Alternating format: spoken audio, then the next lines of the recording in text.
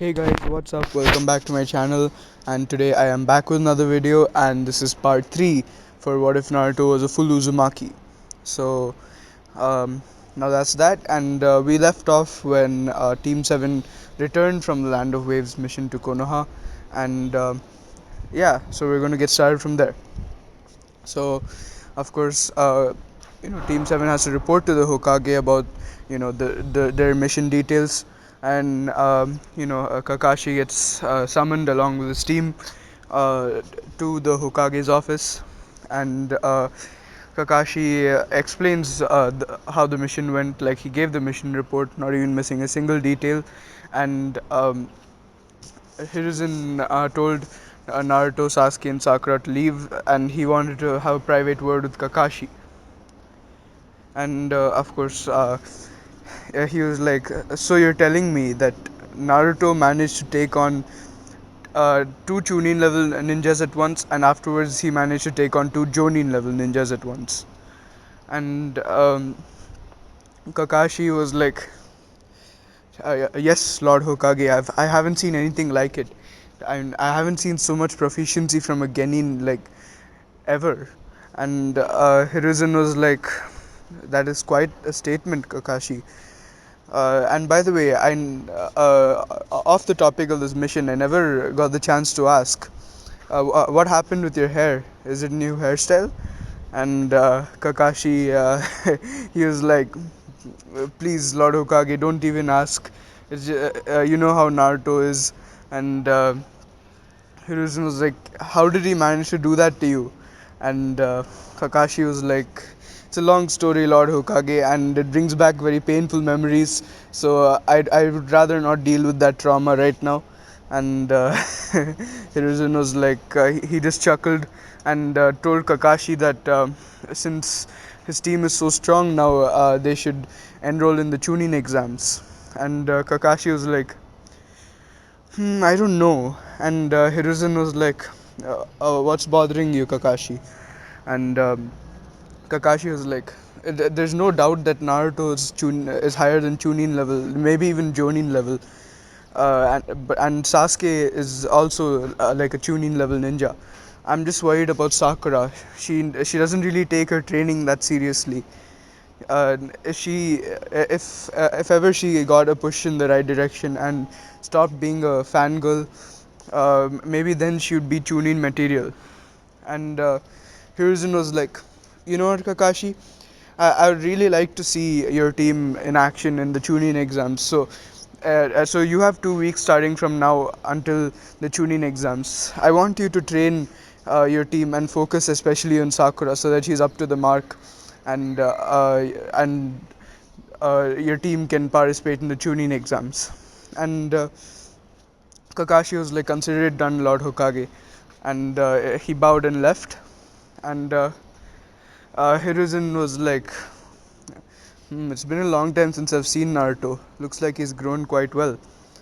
And you know, uh, Kakashi left to tell his team about the Chunin exams, and this was right away, and not like a few days before the Chunin exam starts, like how he did it in the original. And he summons his team, and all of them go to the meeting place, the meeting place, which is their usual training ground. And Kakashi handed them the forms and told them that if they wanted to participate in the Chunin exams, they should give it, and it was completely up to them if they wanted to. And Naruto and Sasuke signed it right away, and Sakura, seeing that Sasuke was going to become a Chunin, seeing that Sasuke was going to participate in the Chunin exams, she didn't want to be left behind and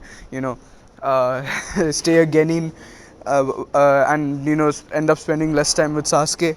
So she signed it as well, and then all of them went home, and Naruto went to Karin and was like, "So Karin, would you like to go on the date that I promised you?" And Karin was like, "Sure, let's go." And Naruto just chuckled and was like, "Do you need any time to get ready or something?" And Karin was like, nah, I'm not that type of person. And Naruto was like, as expected. And he just smiled, and they left to Chiraku's for the first date. And basically, uh, Teuchi and Ayame, they're like, so you two are finally going out together.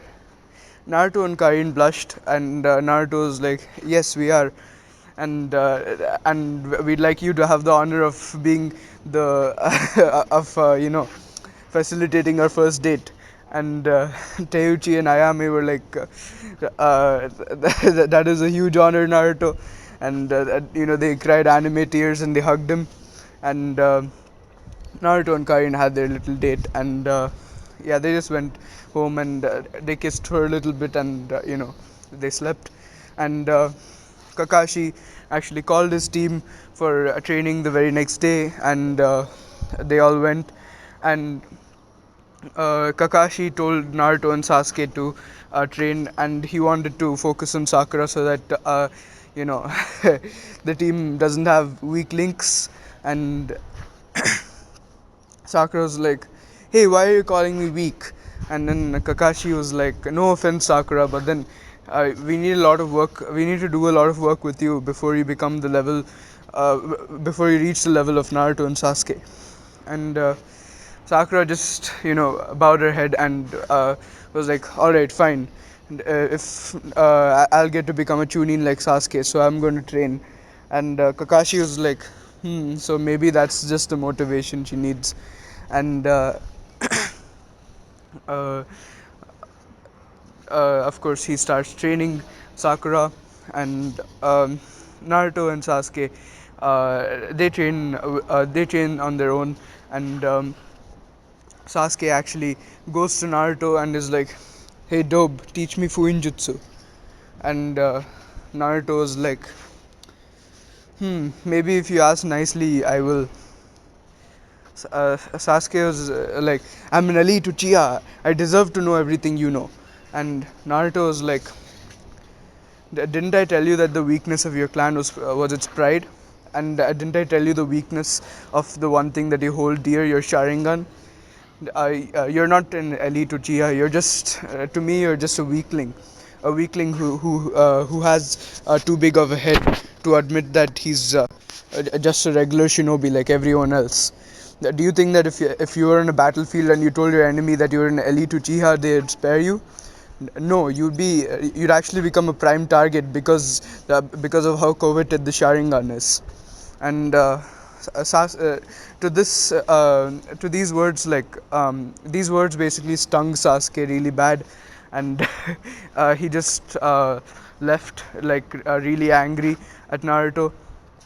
And Naruto was like, maybe if I go to the library, I might find something interesting. And he went to the library. He did a little bit of searching, and he found. Sorry, not to the library. He actually looked among his scrolls that he took from, you know, Uzushiogakure, the Whirlpool village. And by the way, he already organized all of these into some ceiling scrolls so that they would he would know like what to look for where. And he looked at this interesting concept called curse seals, so or Juin Jutsu. So he looked at them, and then he was like, these might come in really useful. So he actually learned how to make curse seals, and he found out that if you um, like the more chakra you attach to the curse seal, the more the more like uh, control you have over whoever you put a curse seal on.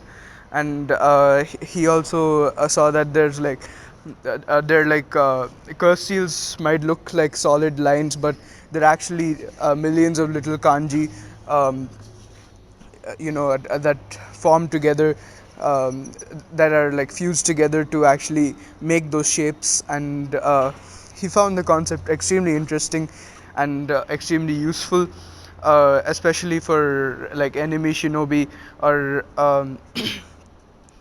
are like people who he had to interrogate, and basically he had to enforce his will into the seal as well, other than his chakra. And it was a really complicated concept, but then since he was an Uzumaki, he was able to understand how to do it, and within 2 weeks, with some difficulty, he could actually make a good curse seal. So he and he basically like his team got wait, by the way, during these 2 weeks, Sasuke actually went to the went to the village council, and he tried to get them to force Naruto to teach him, and basically, an Anbu actually went up to Naruto, and he was like, "Naruto Uzumaki, your presence is requested at the council." And Naruto just sighs, and he's like, what do they want this time? And he went to the council, and like the council meeting room, and he was like, so I heard my presence was requested here. And the elders were like, Naruto, you are to teach this Uchiha everything you know about Fuinjutsu. And Naruto was like, I refuse. And he looked at Sasuke, and he gave him a glare, which Sasuke actually like felt kind of scared under that glare. And basically, the elders were like, "What do you mean you refuse? You can't go against the council of Konoha." And Naruto was like, "What gives him the right to demand me to train him?" And council was like, "Do you not understand? He's an elite Uchiha. He deserves to know." And Naruto was like, "So the council of Konoha is reduced to submitting under the name of a person, just because someone's an Uchiha or someone's part of an elite clan, they get to do whatever they want." And the council was like, "That's right, you brat." And Naruto was like, "Well then, I'm also part of an elite clan that was once part of an alliance of Konoha before Konoha betrayed it by not sending support early enough. I'm part of the Uzumaki clan." And everyone gasped. And Naruto was like, "Can you not notice from my last name and my red hair?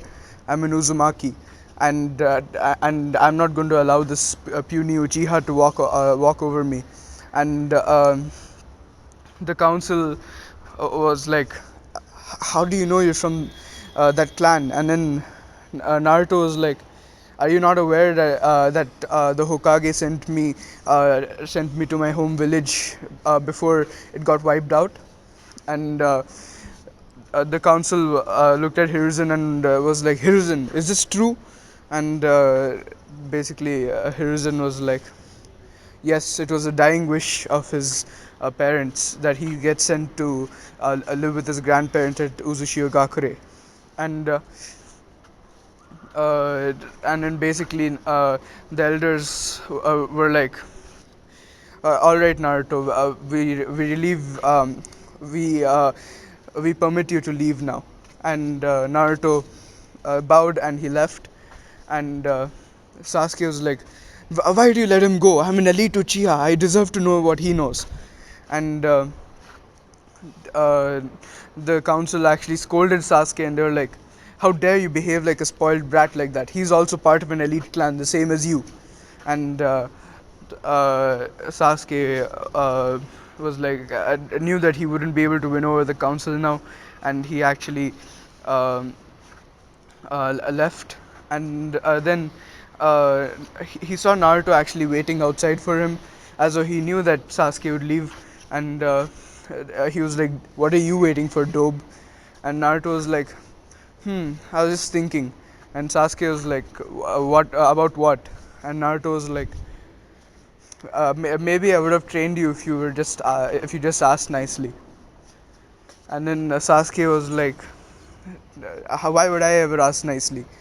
And Naruto was like, "I was hoping you'd swallow your ego and lose the weakness that your clan has." And Sasuke was like, "What about your clan? Didn't you say that your clan has a weakness as well?" And Naruto was like, yeah, but I'm not going to tell you what it is. And also, I feel that I feel that I've actually overcome that weakness. And Sasuke was like, enough of keeping me in the dark, Naruto. Tell me now. And Naruto was like, no, I don't think I will. If you want, you're welcome to do research on my clan, but I'm not going to tell you anything about it. Especially if you demand me to tell you like that. And Sasuke just huffed and left. And yeah, so that was what happened. And basically, the 2 weeks pass, and the chunin exams are going to start, and they basically go to the room where um, they're supposed to submit their applications. And they actually see a bunch of people huddled around a room, and they're basically demanding to be let in, but then they're not being let in. And then Naruto is like, pathetic idiots can't see through a genjutsu. And Sasuke was like, I'll release this genjutsu immediately. Naruto was like, no, Sasuke, those people are too weak to continue the Chunin exams. They can't see through that. And Sasuke was like, yeah, so let's show them who's boss. And Naruto was like, no, it's better off for us if we lose some of the competition right away, and also we won't have to waste time with weak people. And Sasuke was like, all right then. And he didn't like listening to Naruto, but he couldn't argue with Naruto's logic.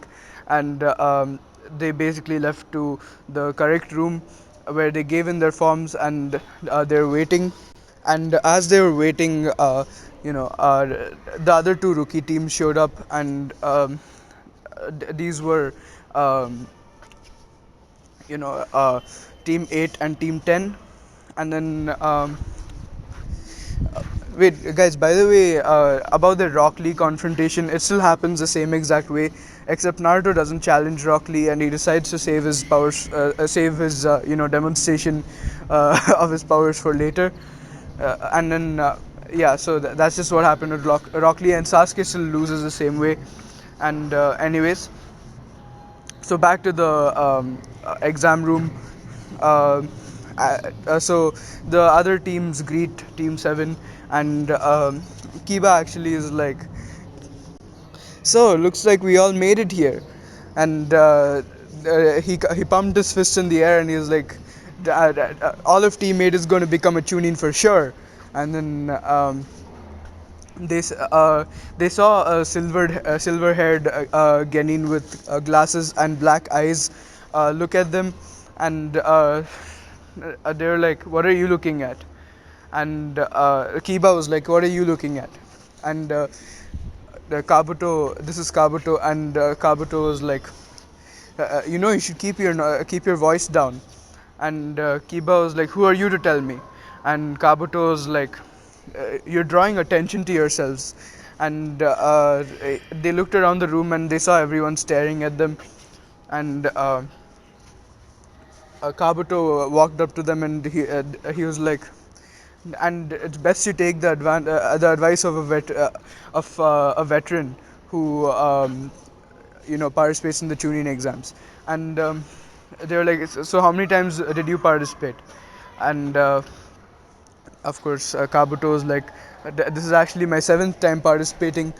And uh, I still didn't make tuning yet.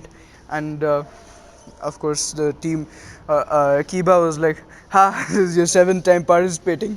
You must be pretty weak then if you didn't become a tuning for seven, when you weren't made tuning 7 times in a row. Like when you fail the tuning exam 7 times in a row, or 6 times in a row, sorry. So anyways, Kabuto was like, no, it just means that these exams aren't a joke, and unlike the way you're treating them. And Naruto is actually looking at Kabuto pretty suspiciously, because he could sense chakra, as he learned this from Karin. And he could feel that Kabuto had a chakra signature that was reminiscent of a snake. And it's not as strong as Orochimaru's, but since Kabuto rubs noses with Orochimaru, he um, he also has that kind of chakra signature, like a little bit. And then he's suspicious, but he doesn't really act on it, because it doesn't it's not really like overpowering. So anyways, team 8 and team 10 take their leave, like, saying bye to team 7, and they take their seats. And Kabuto is like, so as a veteran of the Chunin exams, I have a lot of information about the other teams. Would you like to know anything? And guys, here Team 7 didn't actually meet Gara and his team. They had no interaction with them because they're all busy like training to the bone. And you know, Naruto knew Konohamaru, and he had that kind of same kind of relationship with him because he had the same interaction as he did in the original. But then, Konohamaru actually didn't run into Sakura, and she didn't get changed. He didn't get chased into Kankuro, so he didn't like get into trouble, and no one really interacted with the Sand team. So, anyways. But then they could actually sense the bloodlust coming off of Gara, and Sasuke was like, "I'd like to know more about Rock Lee, Neji Hyuga, Gara."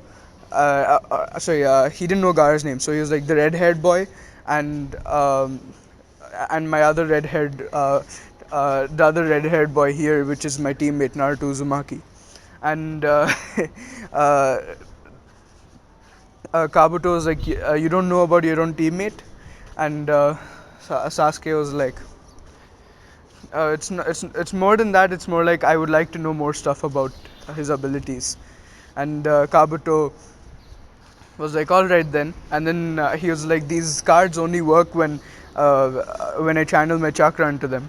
And he tried channeling his chakra into them when a huge fireball actually exploded in his hands and destroyed all of his cards.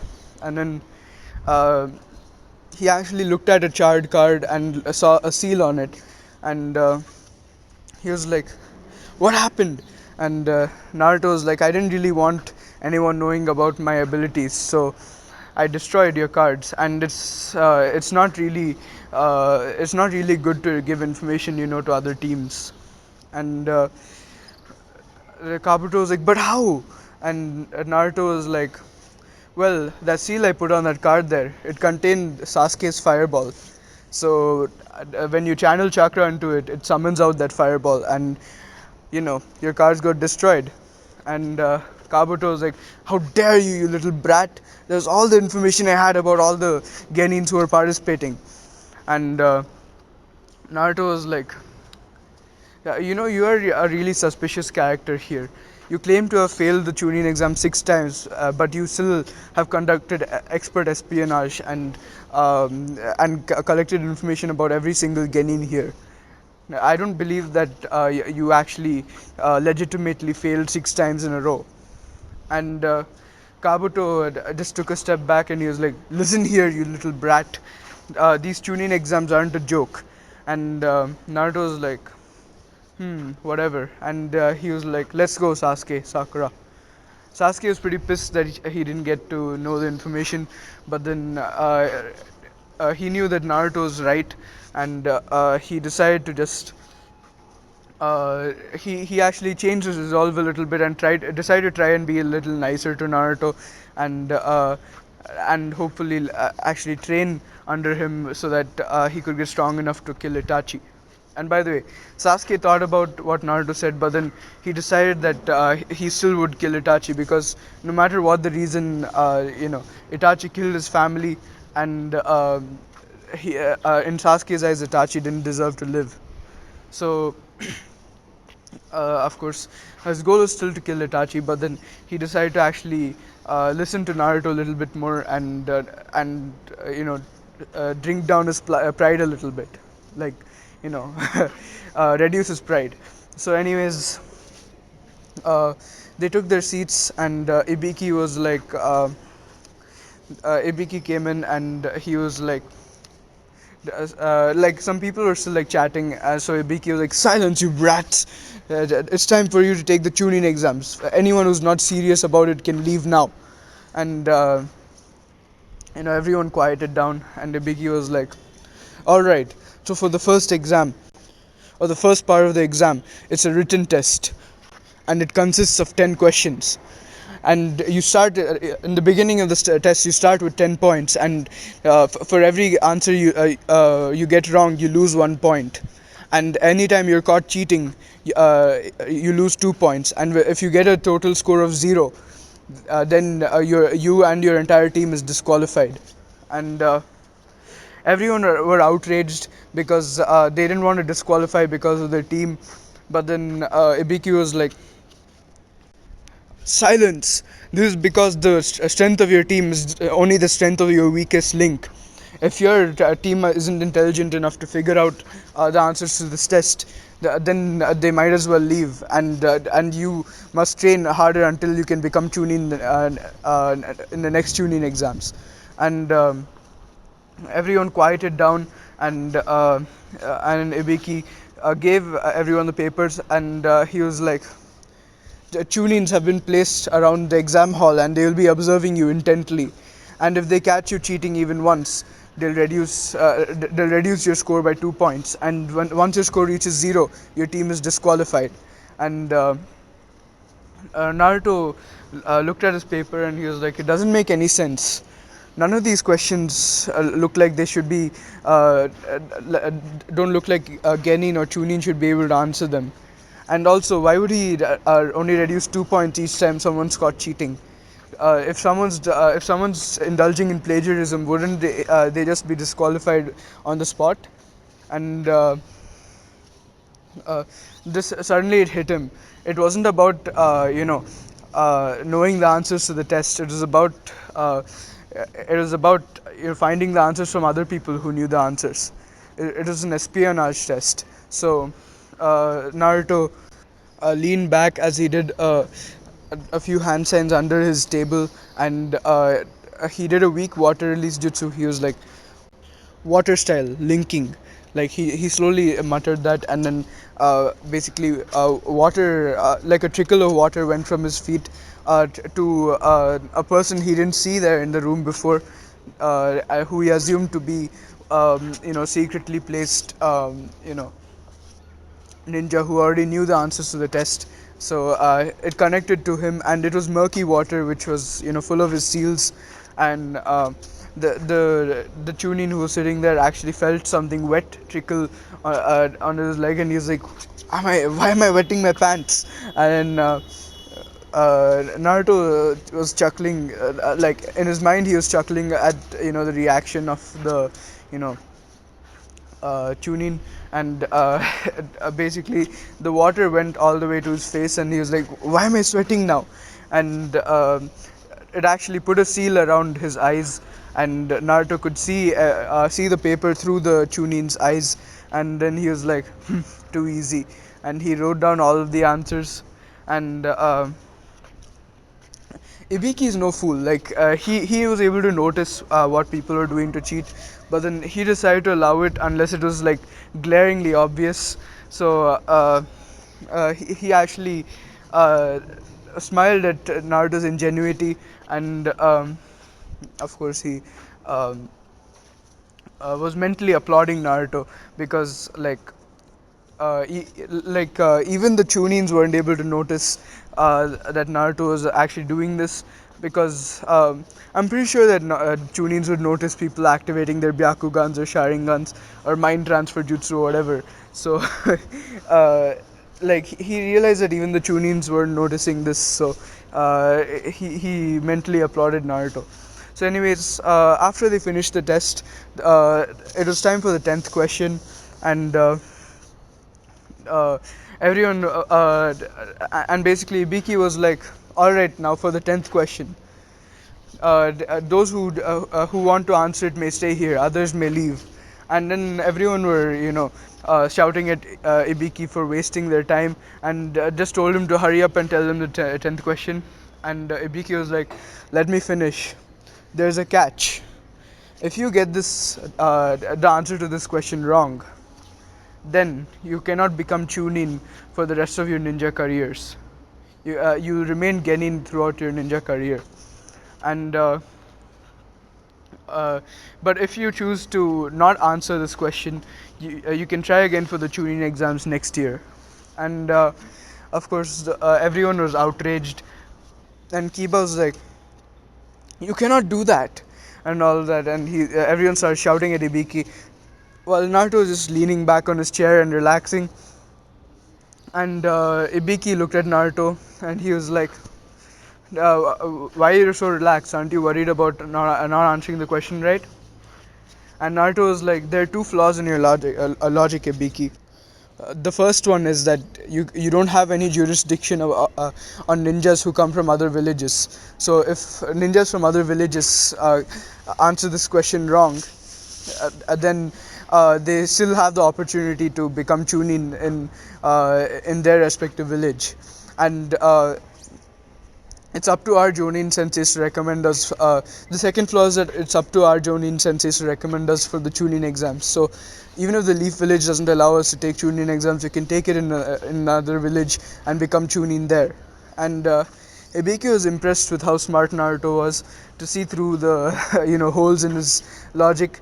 And basically everyone who left, and then people who stayed were fortunate enough to see Naruto's logic. And they stayed knowing that Ibiki can't punish them for getting the 10th question wrong. So so Ibiki was like, "Since this Genin has explained has pointed out the flaws in my logic to you, I guess there's no point in intimidating you anymore. You all passed the first part of the exam." And then everyone cheered, and but then a lot of them were but then they suddenly became confused, and they were like, "But what is the 10th question?" And Ibiki was like, it wasn't a question, it was more of a test to see how much courage you have, to see whether you'd be willing to put everything on the line just to complete the mission. And of course, all of them understood what Ibiki was trying to say. And after that, they saw a blur coming from the window, which was smashed open. And a kunai actually hit the wall, and attached to that was a tag which said, uh, "Introducing the sexy proctor of part 2 of the Chunin exams, Anko Mitarashi." And then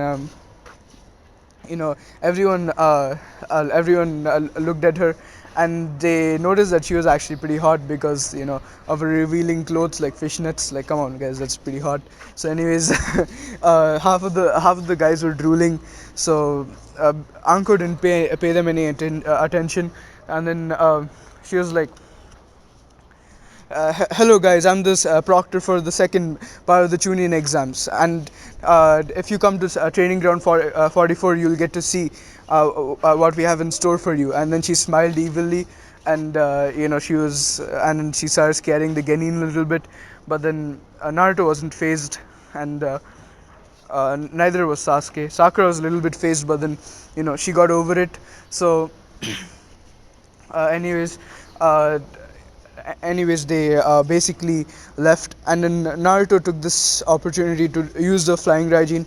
And this was in the fourth Hokage's version. He decided that for this Chunin exams, it was enough to keep it at the second Hokage's version, because first of all, it wouldn't even be expected for anyone to know that, and second of all, he wanted to know more about sealing before he moved on to doing the completed version of the flying Raijin. So of course, Naruto,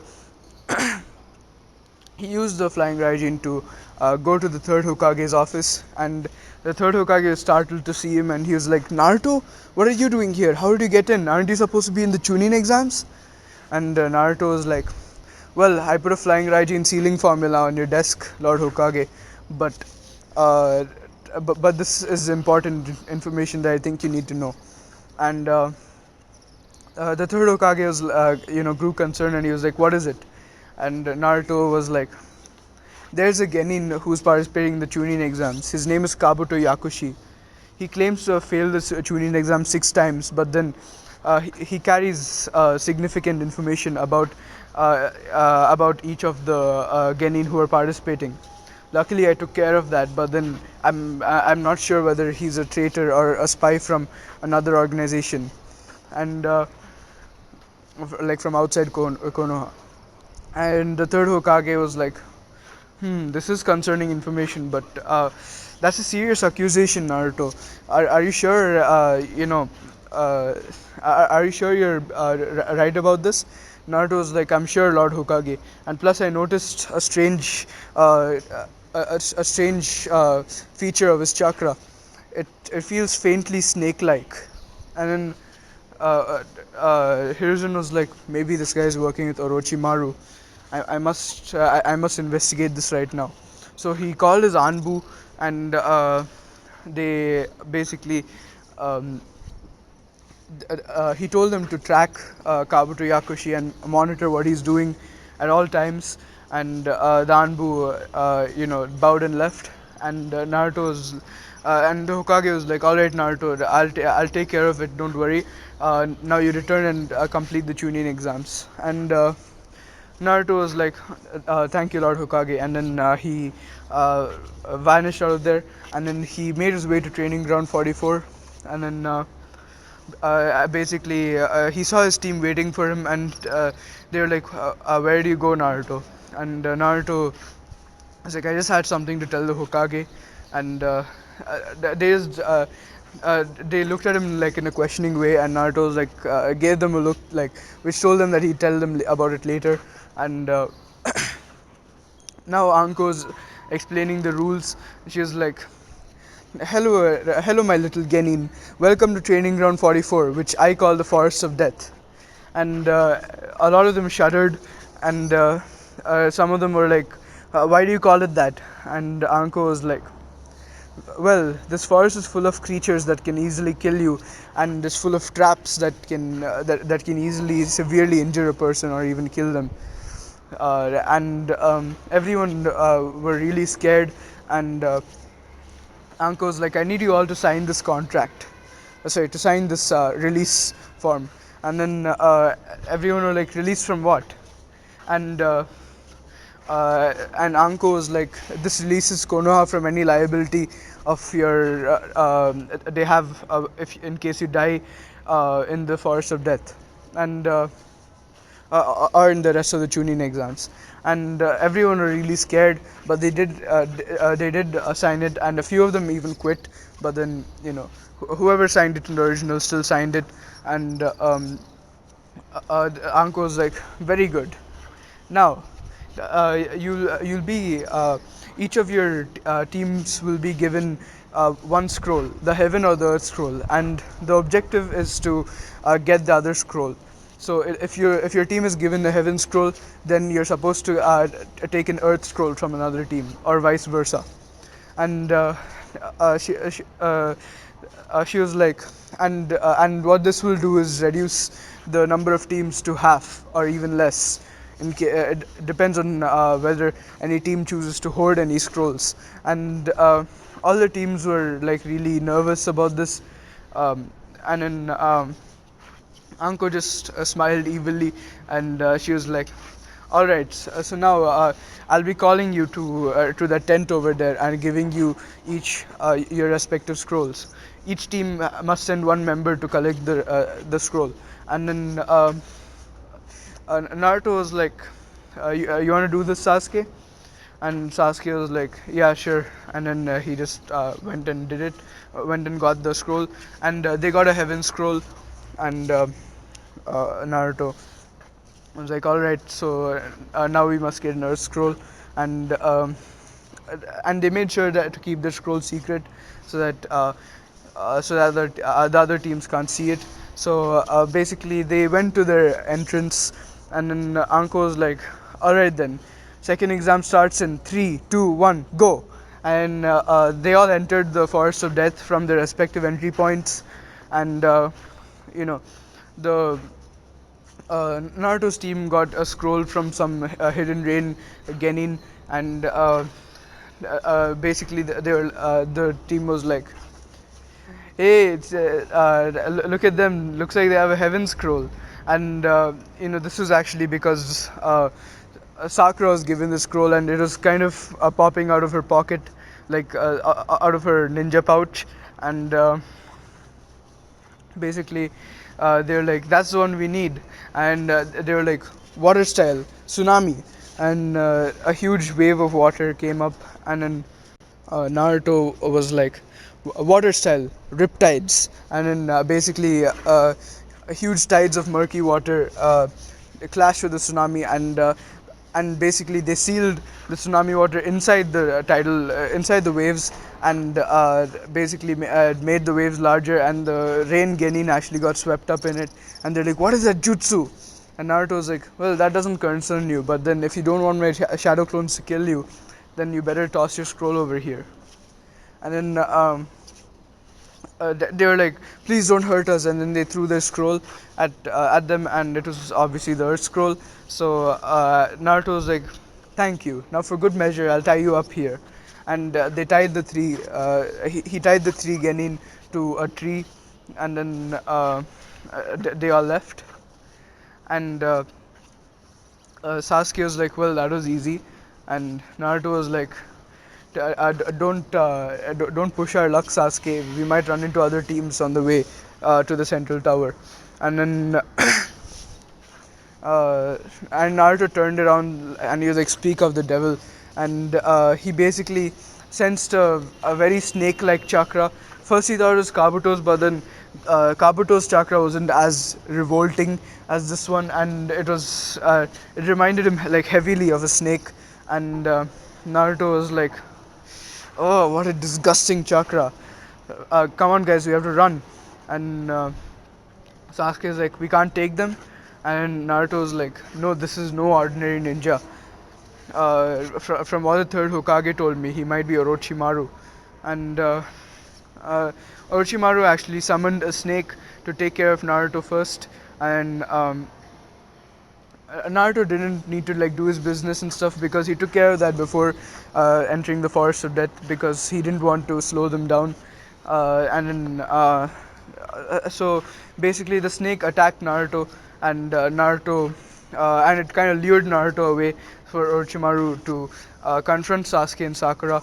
And he released his killing intent, and this freaked out Sasuke and Sakura, and they kind of fell down unable to move, same as in the original. And uh, anyways, Sasuke still stabbed himself in order to let the pain overtake the feeling of the killer intent. And then, of course, he started fighting Orochimaru, and then right as Orochimaru gave him the cursed seal, Naruto killed off the snake, the huge snake summon, and he went back and he saw the cursed seal on Sasuke, and he started fighting Orochimaru, and Orochimaru was like, your friend is going to come seek me for his power. And Naruto was like, you're not the only one who can make curse seals, Orochimaru. And basically, Orochimaru was like, oh, so you know who I am. And Naruto actually wove a few hand signs, and he put his hand on Orochimaru's neck before Orochimaru could react. And Naruto's curse seal actually formed on Orochimaru, and this is actually a spiral shape, like symbolizing an Uzumaki symbol. And basically, Orochimaru was grasping that the curse mark in pain, and he was like, "What did he do to me?" And Naruto was like, "Well, the same thing you did to Sasuke." And Orochimaru was like, what is this, get it off me. And Naruto was like, no. And Orochimaru was like, anyways, I'll get it off myself. And Orochimaru opened his mouth real wide, and another Orochimaru came out, and he used a snake shedding jutsu, but he was shocked to see that the curse mark was still there. And Naruto was like, that curse mark isn't connected to your skin, it's connected to your chakra. So so basically, any part of you, any jutsu you use to try to physically remove the curse mark, it won't work. And Orochimaru was like, curse you. and he tried to use the five finger seal on Naruto, but Naruto held up his fingers in a half tiger seal, like one handed basically. So and then Orochimaru's knees became weak and he collapsed. And Naruto was like, I guess I should take him to the Hokage. And basically, Sakura couldn't feel Orochimaru's killer intent anymore. She was like, "How do you do that, Naruto?" And Naruto was like, "Well, I use a curse seal on him." And Sakura was like, "Tell me everything about this later." And Sakura was also starting to be nice to Naruto, seeing how powerful he is, and the wrist thing wasn't a joke as well. So she realized that she couldn't fool around with Naruto anymore, and she had to take him seriously. So she treated him better. So, anyways, Naruto was like, so I'm going to wrap him in my chains now, and he took Sasuke and he put his own curse mark onto Sasuke's curse mark from Orochimaru, and this kind of overrid the influence of Orochimaru from the curse mark, and like it was an override kind of thing. So basically, Orochimaru's influence was now gone, and Sasuke just had the regular power of the curse mark. Um, so, anyways, Naruto then uses chakra chains to carry both Sasuke and Orochimaru, as he didn't really know how Sasuke would react once he woke up because of the curse mark that Orochimaru gave him, and he wasn't sure about whether his curse mark. Whether his theory that his curse mark could override Orochimaru's was right. So he just suppressed both of them with his chakra chains. So and they went off to the tower, and then basically Naruto threw both of the scrolls he had, as he immediately recognized the summoning jutsu. So he threw them in the cross, and Kakashi appeared, and Kakashi was like, Naruto, are you carrying Orochimaru? And Naruto was like, yeah, I placed a curse seal on him. And Kakashi was like, so you played the Uno reverse card, huh? And Naruto just smirked at Kakashi, and he was like, anyways, he got Sasuke though. I tried to put I tried to put my own curse mark on Sasuke to override Orochimaru's influence, but then I'm not sure whether it'll work. So I want you to seal that as well, and I will go to the Hokage and give Orochimaru over to him. And Kakashi was like, "All right, Naruto." And Naruto was asking Kakashi to do the sealing because they had a very limited time before the preliminary started. So he wanted to get both jobs done quickly. So of course he went with Orochimaru to the Hokage, and the Hokage was like, "Naruto, what are you doing?" And Naruto was like, "Well, your former students over here." And Hiruzen was like, "Orochimaru, how do you manage to do that?" And Naruto was like, "It was pretty easy. I just put a curse seal on him." And Hiruzen kind of laughed at the irony, because normally Orochimaru is the one putting curse seals on people, and Hiruzen was like, "I'll take him to the torture and interrogation room immediately." And Naruto was like, "I'll send a shadow clone in order to use the curse seal in case he does something funny." And then Hiruzen was like, "That's a smart idea, Naruto." And Naruto made a shadow clone, and he infused enough chakra into it so that in case Orochimaru takes him by surprise, the clone wouldn't poof away immediately. So basically. He did that, and then Hayate came out, and he told everyone about the preliminaries. So of course, um, he was like, hello Genin, hello all of you Genin. My name is Hayate Gecko, and I'll be the proctor for the third part of the chunin exams.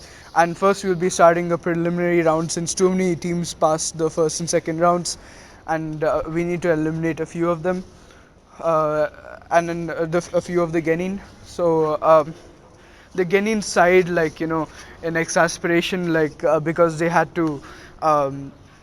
There's so much more elimination, and anyways, Hayate was like, look at that blackboard over there. The two names that appear on that blackboard will be the names of the Genin who are going to fight, as this is going to be a fight testing your individual skills and testing your skill in combat. And now, if anyone wants to give up, they can without affecting their team. So, if anyone wants to give up, they may do so. And basically, Kabuto gave up, saying that he used too much chakra. And then Hayate already knew from the Hokage that Kabuto is a suspicious character, so uh, Hayate let him go, but then he kind of eyed him suspiciously, and then Kabuto just smiled and left. And um, anyways, the matches were going to start now. So, anyways, Kakashi finished the sealing of Sasuke's curse mark.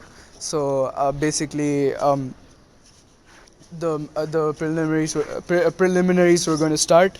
So the first match was, and all the matches are going to be the same, and same pairings. So I'm not going to waste time talking about the ones that already happened in this in the main series. So the only three fights that are going to be different are in the preliminaries are going to be Yorai Akado versus Sasuke Uchiha. Sakura Haruno versus Yamanaka, and Naruto Uzumaki versus Kiba Inuzuka. So all the rest of the fights all go exactly the same, and so the first fight was Yoroi Akado versus Sasuke Uchiha. So in this one, Sasuke doesn't have that problem with the curse mark eating away his like basically activating when he was low on chakra. So uh, he was able to easily take out Yoroi, and since Yoroi only could absorb chakra with physical contact, so Sasuke used the fireball jutsu to take him out. So uh, that's how Sasuke won. And then when Sakura's fight came with Ino, since Ino didn't train as much as Sakura did, because Kakashi specially trained Sakura so that she wouldn't be a weak link to the team. So uh, yeah, Sakura was able to easily defeat Ino, and because she was able to actually use her chakra nature, which is earth release, and she was able to split the ground underneath and trip her, and then she used her taijutsu to uh, make give up, basically. Like she basically attacked until she gave up, like punched and kicked her, basically. So anyways, Sakura won that, and then then it was Naruto Uzumaki versus Kiba Inuzuka, and it's not in the same order, but then that's like how it changed pretty much. And then anyways, when Naruto fought Kiba, first when Naruto came down, Kiba knew he was the dead last in the academy, and he didn't really hear about the new things that Naruto was doing. So he was like, "Hey, look, Akamaru, we got the dead last. This is going to be an easy win for us." And Naruto was like, "What's up, mutt?" And Kiba was like, "What did you call me?" And Naruto was like, "You heard me, dumb mutt." And then basically he was just angering Kiba to see how he reacts. And Kiba was like, "How dare you? We'll show him, Akamaru. Let's go." And he was like, "Fang over Fang," and he tried to attack Naruto. And then Naruto easily sidestepped, and Kiba crashed into the stadium wall. And Naruto was like, you shouldn't attack something when you can't see the path that you're going." And then Kiba was like, "Ugh, we'll show him, Akamaru, come on." And he put the food pill into Akamaru, and Akamaru's fur changed until it was red, and it grew a bit bigger, and they both transformed into the man beast transformation thing. So basically they were like, Kiba was like, "Come on, Akamaru, let's use our ultimate move." And And Naruto was like, oh, like he was just curious to see what this was, and he was like, and Kiba was like, Fang over Fang, and Naruto was like, wait, your ultimate move is named after the one you used last, and Naruto was like, after all, he is just a dumb mutt, and he basically just simply kicked Kiba and Akamaru with a split kick. As they were arriving from opposite directions, and he did a split kick, and they both crashed into the stadium wall, and they got knocked out.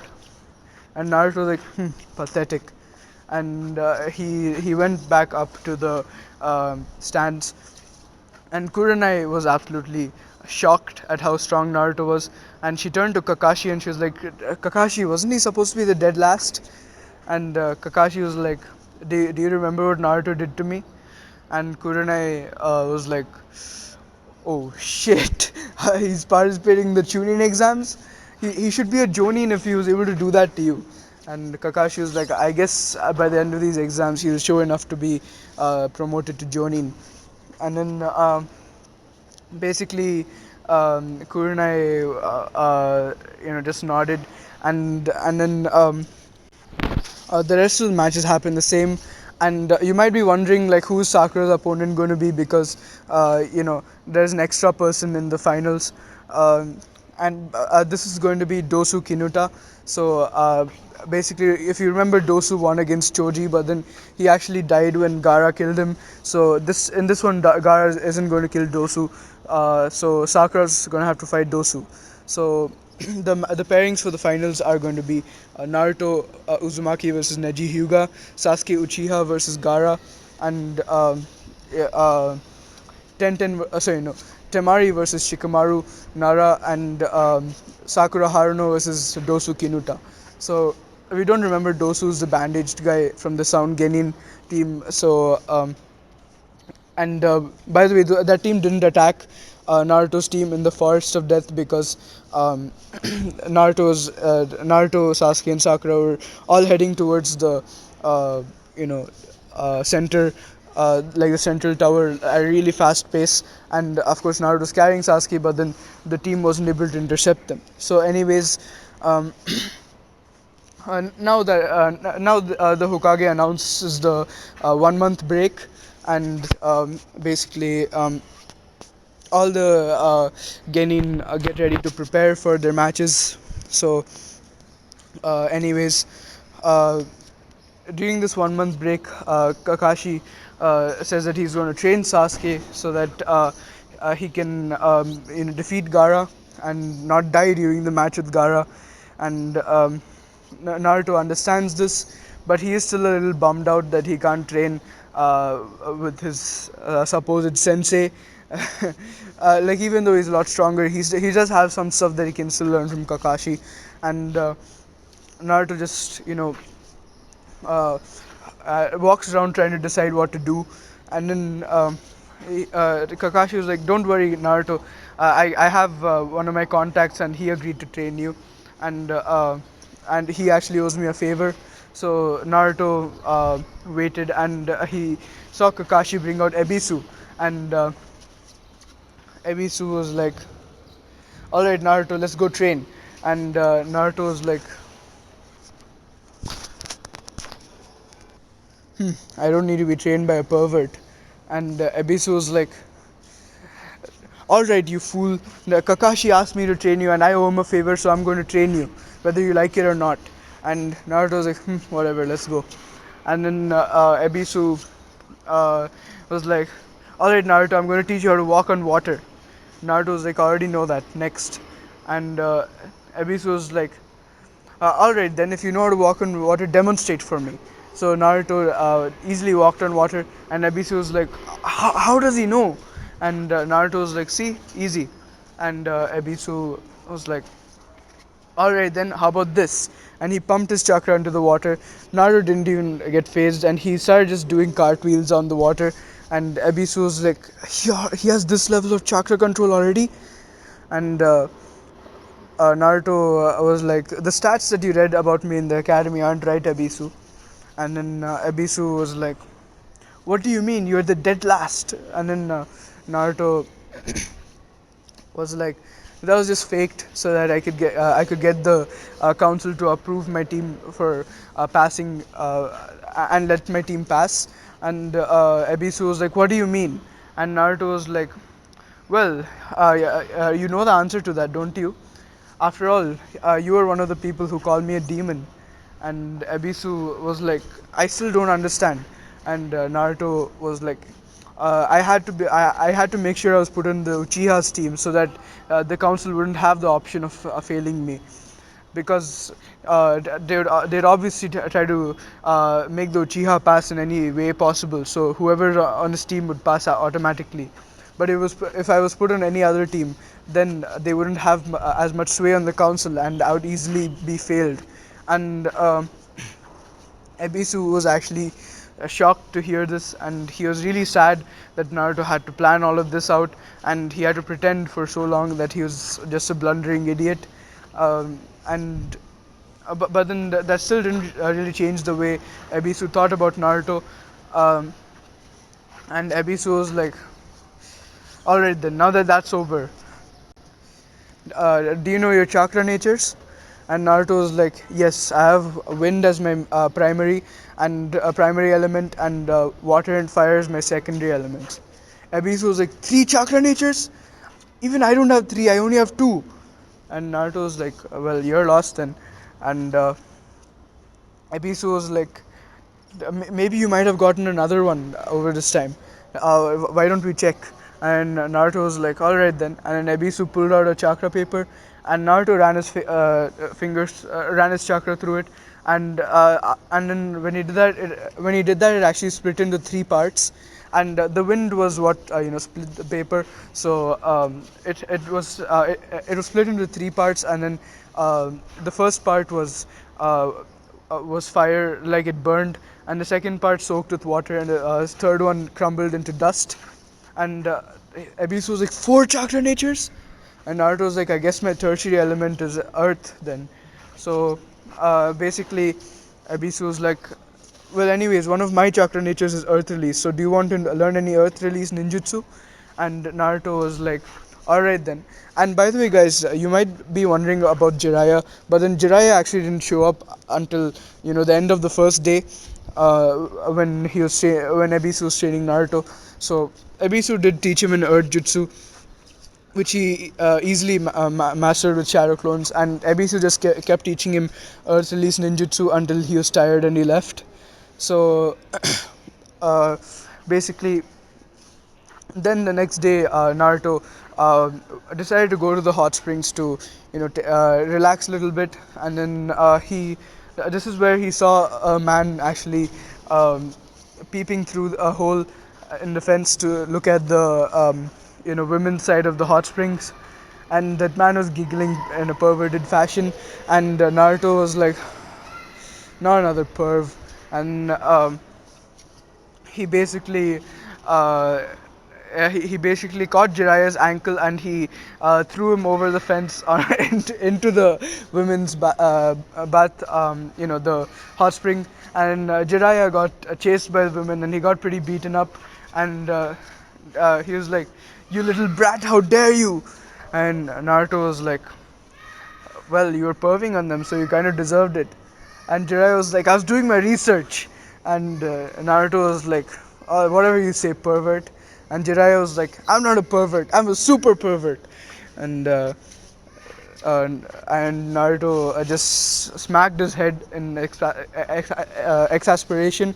And Jiraiya actually recognized this habit, and he was like, "Wait, that's what Kushina used to do. Is this her son?" Like, he was thinking that. And then he was like, "What's your name, kid?" And Naruto was like, "Well, my name is Naruto Uzumaki." And Jiraiya was like, "You're Naruto Uzumaki." And then Naruto was like, "Yeah, why?" And then Jiraiya was like, "My name is Jiraiya. I want to train you." And Naruto was like, "I already know your name, Jiraiya." And Jiraiya was like, "Then why did you throw me over the fence like that?" And Naruto was like, "I have no respect for pervs." And Jiraiya just grumbled, and basically he was like, anyways, I want to train you. And Naruto raised an eyebrow and he was like, this might be interesting. And Naruto was like, what do you want to train me in? And Jiraiya was like, do you know the summoning jutsu?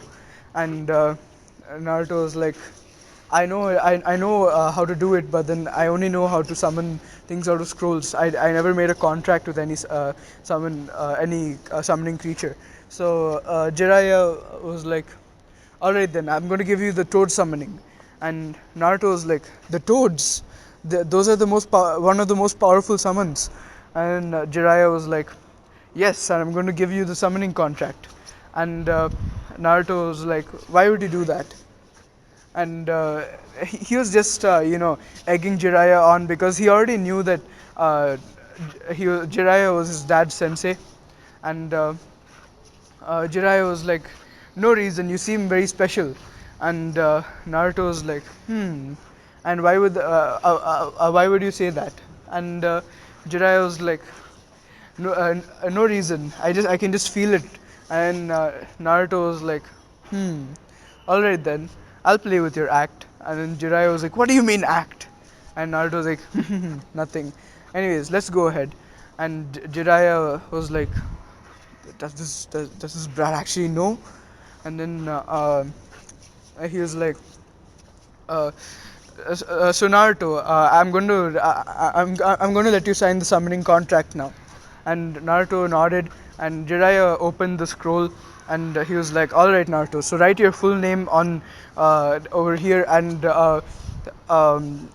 press your five fingerprints over here, and you must write your name in your blood, and your fingerprints must also be in your blood. So Naruto just smirked, and then he cut open his thumb using his teeth. Like he bit open his thumb so that to let the blood flow out, and he wrote his name, and he did the fingerprint thingy. So and it healed instantly, and Jiraiya was like, that must be the power of the QB.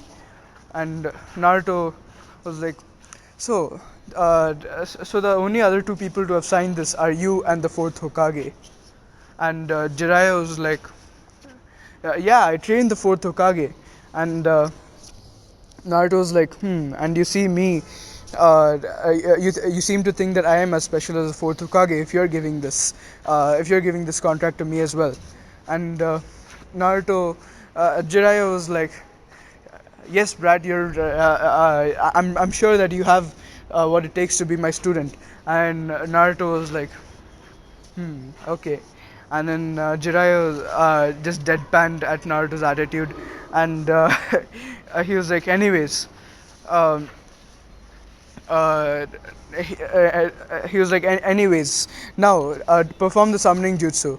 And Naruto performed it, and he released a lot of chakra, and he was able to summon Gamabunta.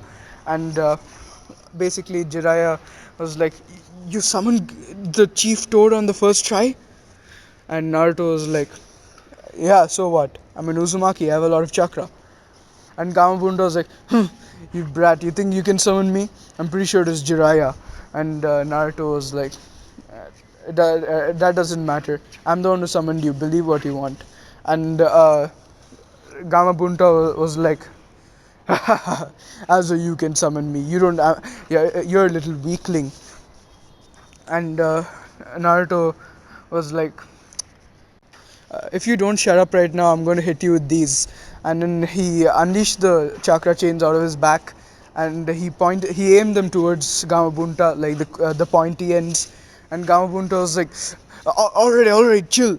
And Naruto was like, and he just let his chains vanish. And Gamabunta was like, Jiraiya, this brat has access to the chakra chains. And Jiraiya was like, absolutely shocked seeing this, and he was like, Naruto, you awakened the ultimate jutsu of the Uzumaki clan. And Naruto was like, yeah, I know. And Jiraiya was like, do you know what that means? And Naruto was like, it means I have a special bloodline from the Uzumaki clan. And Jiraiya was like, yes. And Naruto was like, why are you so surprised? And then Jiraiya was like, But then and Naruto was like, you don't have to pretend anymore, Jiraiya. I already know who my parents are and that you are my father's sensei. And Jiraiya was like, that's such a relief. And Naruto was like, why were you trying to keep that from me? And Jiraiya was like, uh, it's an S rank secret, Naruto. I didn't expect you to find out. And Jiraiya was like, anyways, who told you? And Naruto was like, no one had to tell me. I found out on my own. I'm an Uzumaki. I have red hair. And who's only Uzumaki? Who's a Hokage? My dad, the fourth Hokage. And uh, basically, Jiraiya was like, well, I guess you're pretty smart then. That seems to be Minato's side. And then that seems to be from Minato's side. And Naruto just smirked at Jiraiya. And then he was like, anyways, now that I learned the summoning jutsu, what else would you like me to train in? And Jiraiya was like, can you access chakra from the Nine Tails? And Naruto was like, well, yeah. And then Jiraiya was like, show me. And Naruto easily went into the One Tail state. And this is because him and the Nine Tails have actually been working on the relationship. And the Nine Tails really likes Naruto, even though he wouldn't outwardly admit it to Naruto. And Naruto um, basically was. Um, Jiraiya was absolutely shocked that Naruto could use the Ninetales chakra to this level, and Naruto didn't even look angry or have any signs that the Ninetales rage was controlling him, and Jiraiya was completely impressed, and he was like, "Wow, Naruto, that's amazing," and Naruto was like, "Thank you," and he let this chakra fizzle out, and Jiraiya was like, "I'd also like to teach you something else." And Naruto's like, what's that? And Jiraiya was like, the signature jutsu of the fourth Hokage. And Naruto's like, oh, you mean this? And he took a kunai from his pouch, threw it, and he vanished in a flash of red. And then Jiraiya was like, you know that jutsu too? And Naruto was like, yeah, my dad left me the scroll. And Jiraiya was like, anyways, it wasn't that I was talking about. It was this. And he basically opened his palm, and then he showed Naruto the Rasengan, and he slammed it into a tree and this destroyed the entire tree. And Jiraiya was like, "See, it's a nice jutsu, is it not?" And Naruto was like, "Yeah, but then I already learned it." And then he opened his palm, and Jiraiya saw a red Rasengan floating in his palm, and this is because Naruto has a red colored chakra. And Jiraiya was like, "Why are you using the QB's chakra for it?" And Naruto was like, no, this is my chakra, Jiraiya. And he was like, I guess I should call you Jiraiya Sensei. And Jiraiya was like, alright then. Uh, if you know that, then I don't know what else I can teach you. And Naruto was like, how about you teach me some taijutsu? Since you're a Sanin, I'm pretty sure your taijutsu is pretty impressive.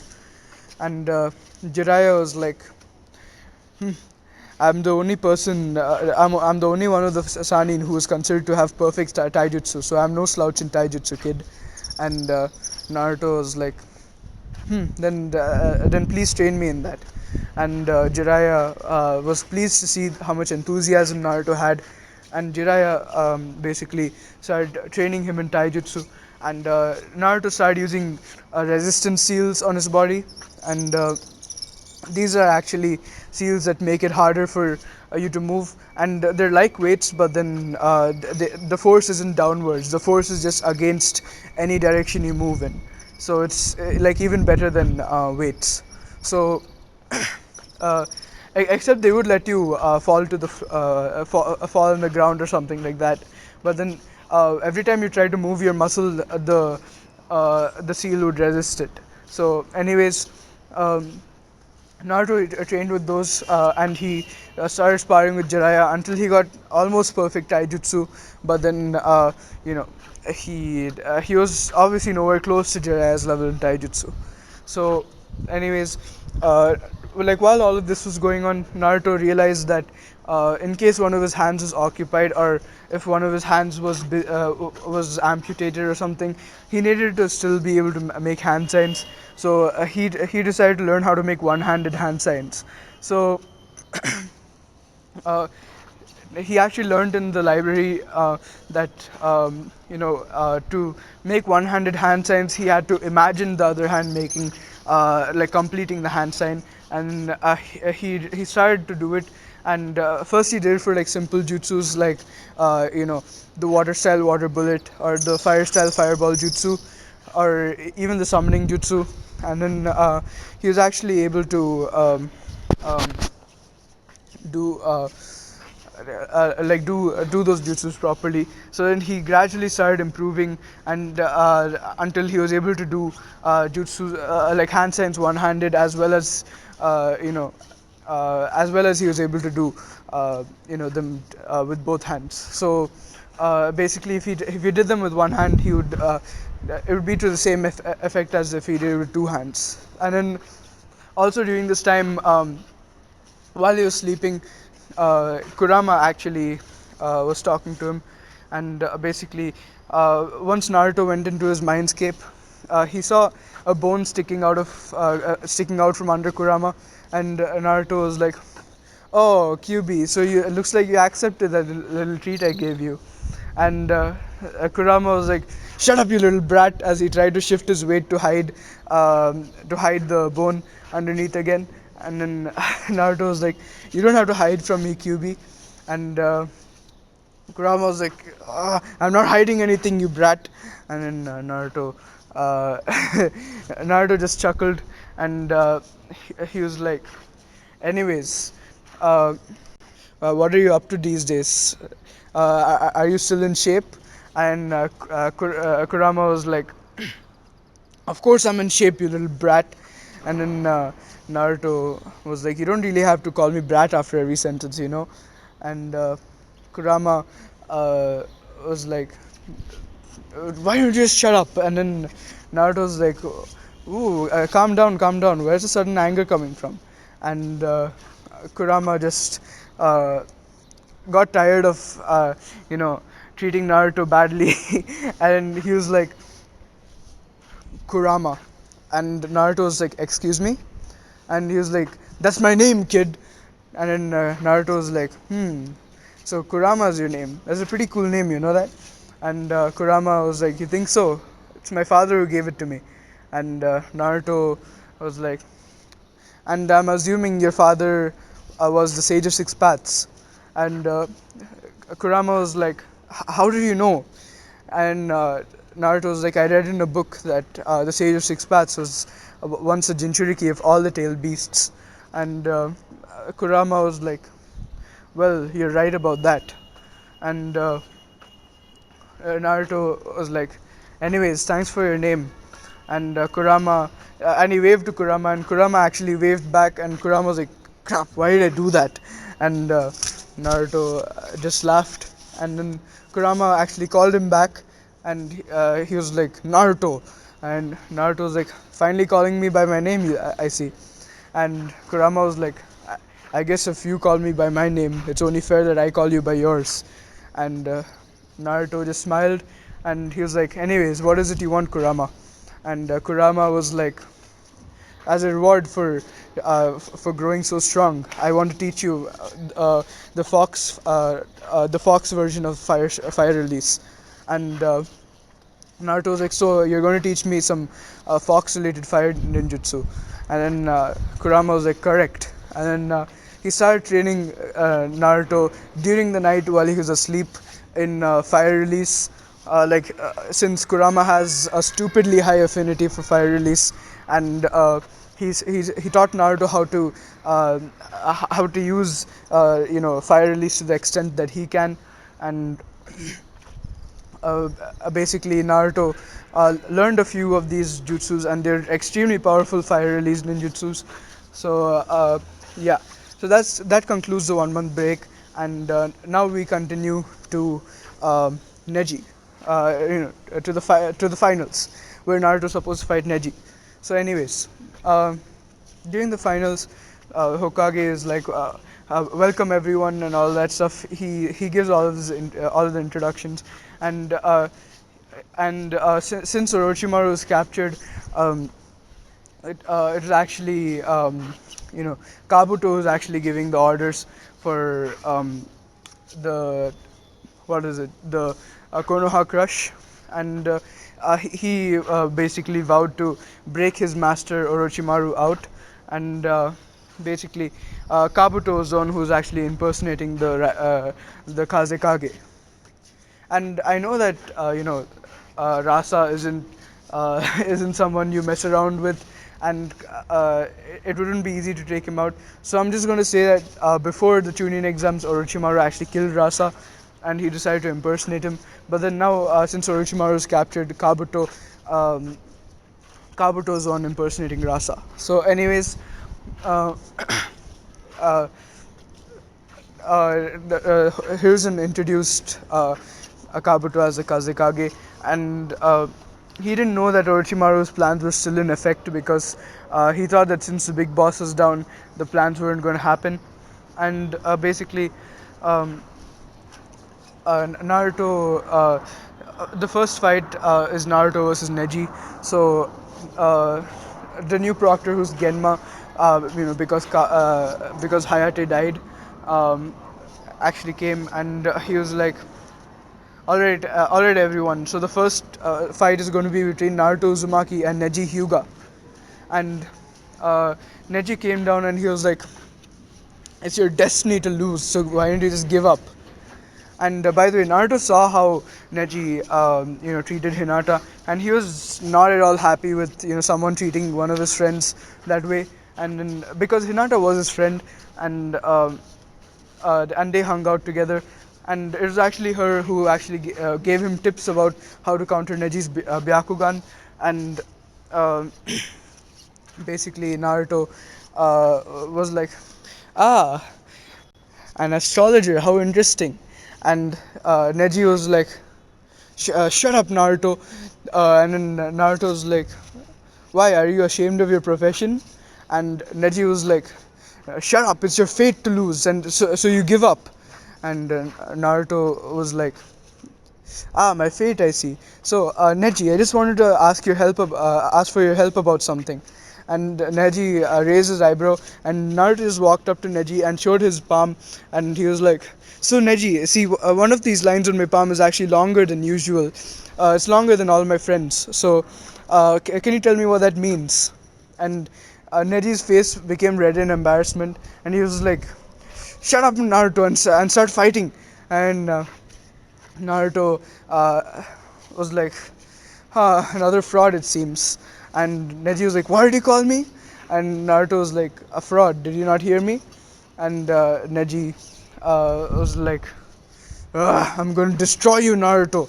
And Naruto was like, and the match started, and Neji tried to attack Naruto, and Naruto was just taunting him. He was like, so Neji, I was actually reading up about the Byakugan, and it seems to be a pretty strange Kekkei Genkai.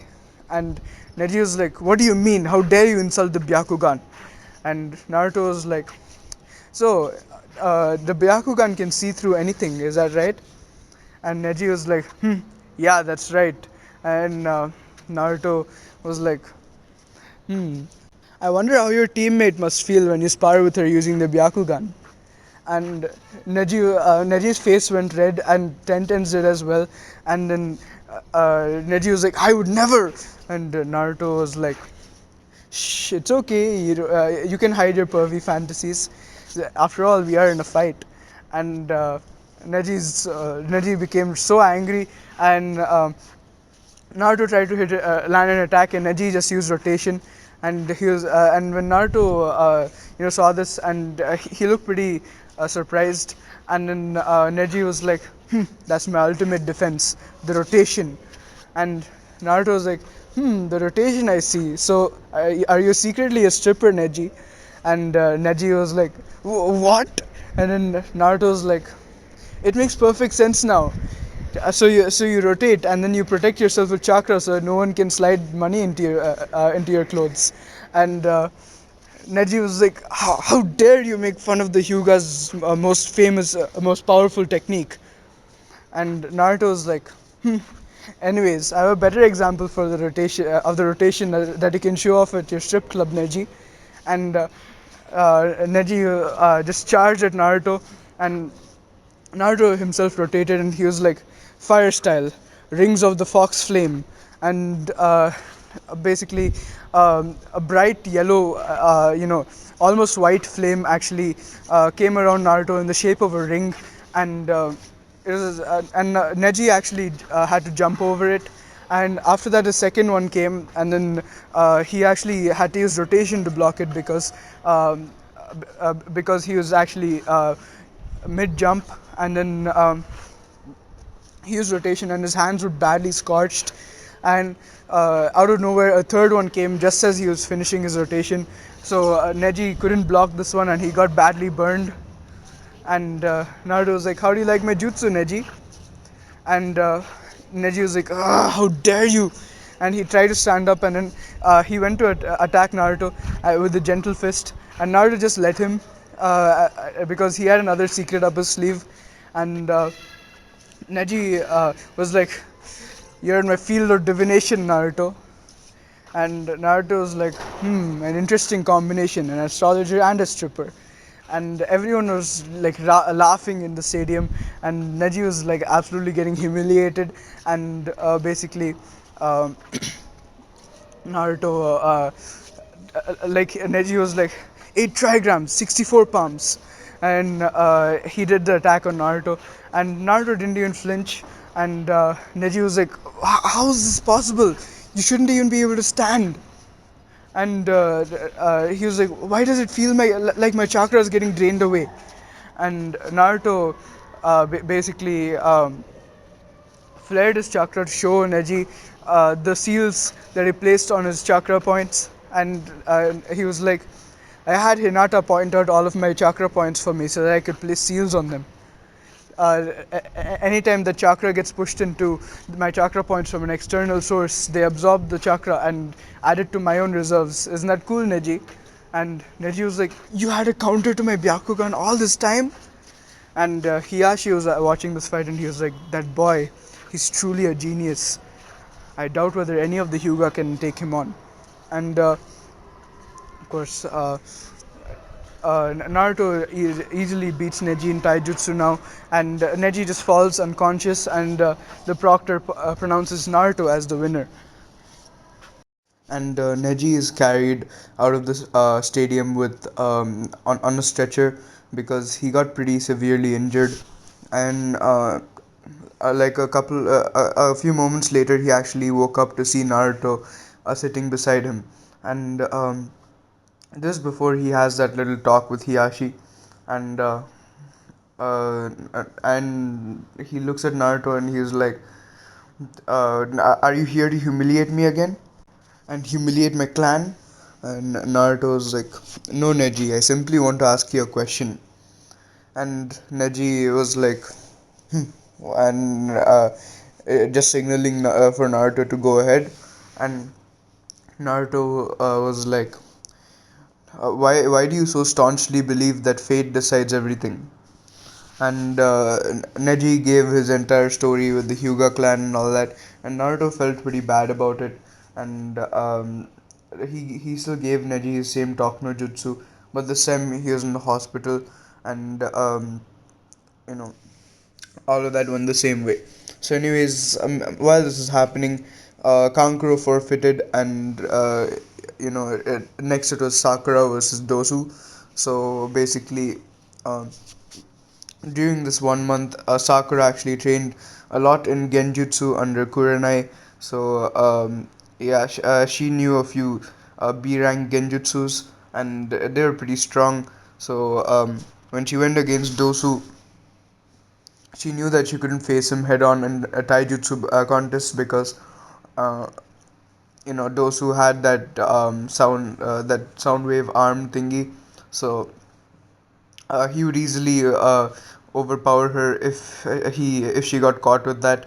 So she knew that it's best long range, so she had to try to use a genjutsu on him. So She as soon as the match started, she basically clapped her hands together and said, "Demonic illusion, infinite darkness," and then suddenly for Dosu, the entire stadium went black, and he couldn't see a thing, and he didn't have enough chakra to release it. So and this actually took a major toll on Sakura's chakra reserves, but she knew that Dosu was down for the count now, and she saw Dosu just waving his arms around, and she took a ninja wire and she tied it around his neck, and she pulled, and the ninja wire was about to cut through, and she was like, "Do you yield?" And then Dosu was like, "I yield." And Sakura let go of the wire, and the proctor called the match in Sakura's favor. And the reason why Sakura didn't go close to Dosu was because, even if he was trapped in the Genjutsu, he still had a chance to catch her off guard if, he was able to, you know, get a feel for where she was, like while fighting her, or like, while she was attacking him with a kunai or something. So that's why she chose a long range option. So, anyways, this is how Sakura won, and the next fight was Temari versus Shikamaru.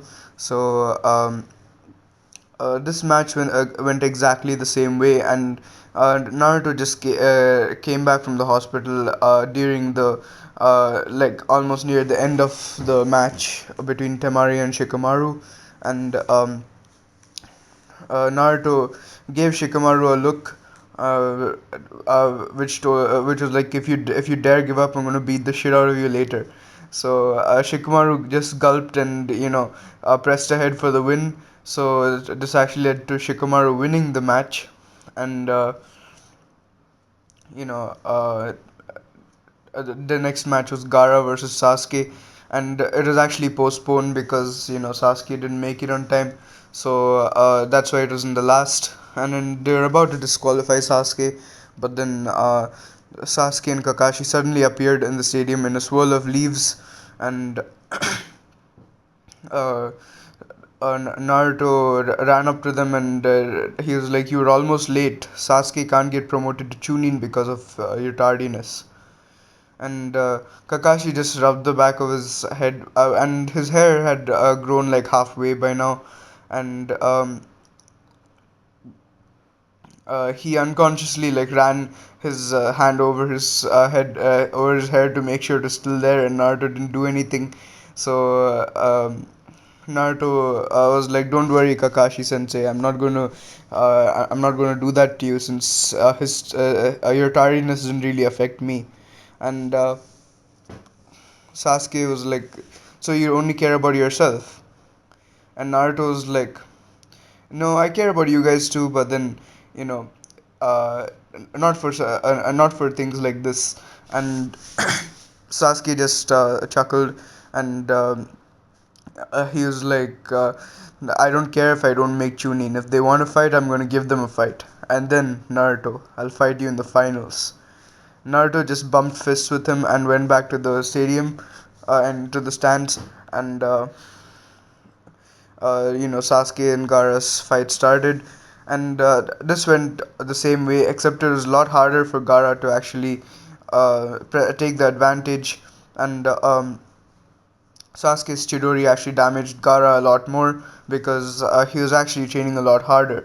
So, of course, now the Konoha crush started, and basically, while these matches were going on, Kabuto sent the sound for and plus Kimimaru, and in this one Kimimaru wasn't that ill yet, so he was still able to fight, and and then they took out all the Anbus who were guarding Orochimaru's cell without causing any kind of like alarm. So Kabuto broke Orochimaru out, and he actually substituted with you know Orochimaru when the Hokage was actually um, on a little break because his Anbu had to inform something, and this was the breakout of Orochimaru. So Hiruzen actually realized that this must be Orochimaru in disguise. The person sitting next to him must be, you know, uh, one of Orochimaru's assistants, or one of Orochimaru's underlings who had substituted with Orochimaru, leaving Orochimaru on the throne of the Kazekage, or whatever seat the Kazekage had. So, the sequence of events led to Hiruzen knowing that Orochimaru was sitting next to him, but he decided to take Orochimaru by surprise. And anyways, that's what happened while all of these matches were happening. So basically, now the feathers started falling, and the genjutsu was put on the crowd. And Naruto, noticing this genjutsu, immediately released it, and he basically um, found Sakura, and Sasuke had chased off Gaara into the forest, and a bunch of other Jonin were there as well. And Naruto gave Shikamaru a kick in the ass to wake him up, because he was pretending to be asleep. And Shino came with them as well, and Kakashi was like, "Alright, Naruto, I'm going to give you guys an A rank mission to bring Sasuke back and take care of Gaara." And Naruto and the others nodded, and they made their way to you know uh, beat Gaara and rescue Sasuke. So basically, first they were confronted by a group of sound shinobi, which Shikamaru fought and was later helped by Asuma with, and then it was Kankuro, and Shino decided to take care of Kankuro, and then it was Temari who was carrying Gaara, but then when she started fighting Sakura, Gaara actually kicked her away, and Sasuke was he started to fight Gaara, and basically he was losing really bad, and of course he had to resort to using the curse mark, and of course Naruto was able to sense Sasuke using the curse mark, and he decided that he'd actually deal with the curse mark later, and first he'd deal with the immediate threat, who's Gara. So basically, he and Sakura went as fast as possible to rescue Sasuke from Gara, and Naruto just told Sakura to keep Sasuke safe, and don't attack or do anything, because Gara is completely out of her league. And Sakura understood this, and she stuck by Sasuke, and told Sakura to actually carry him to the hospital, and if possible. And Sakura said that she could do that, and she left off. And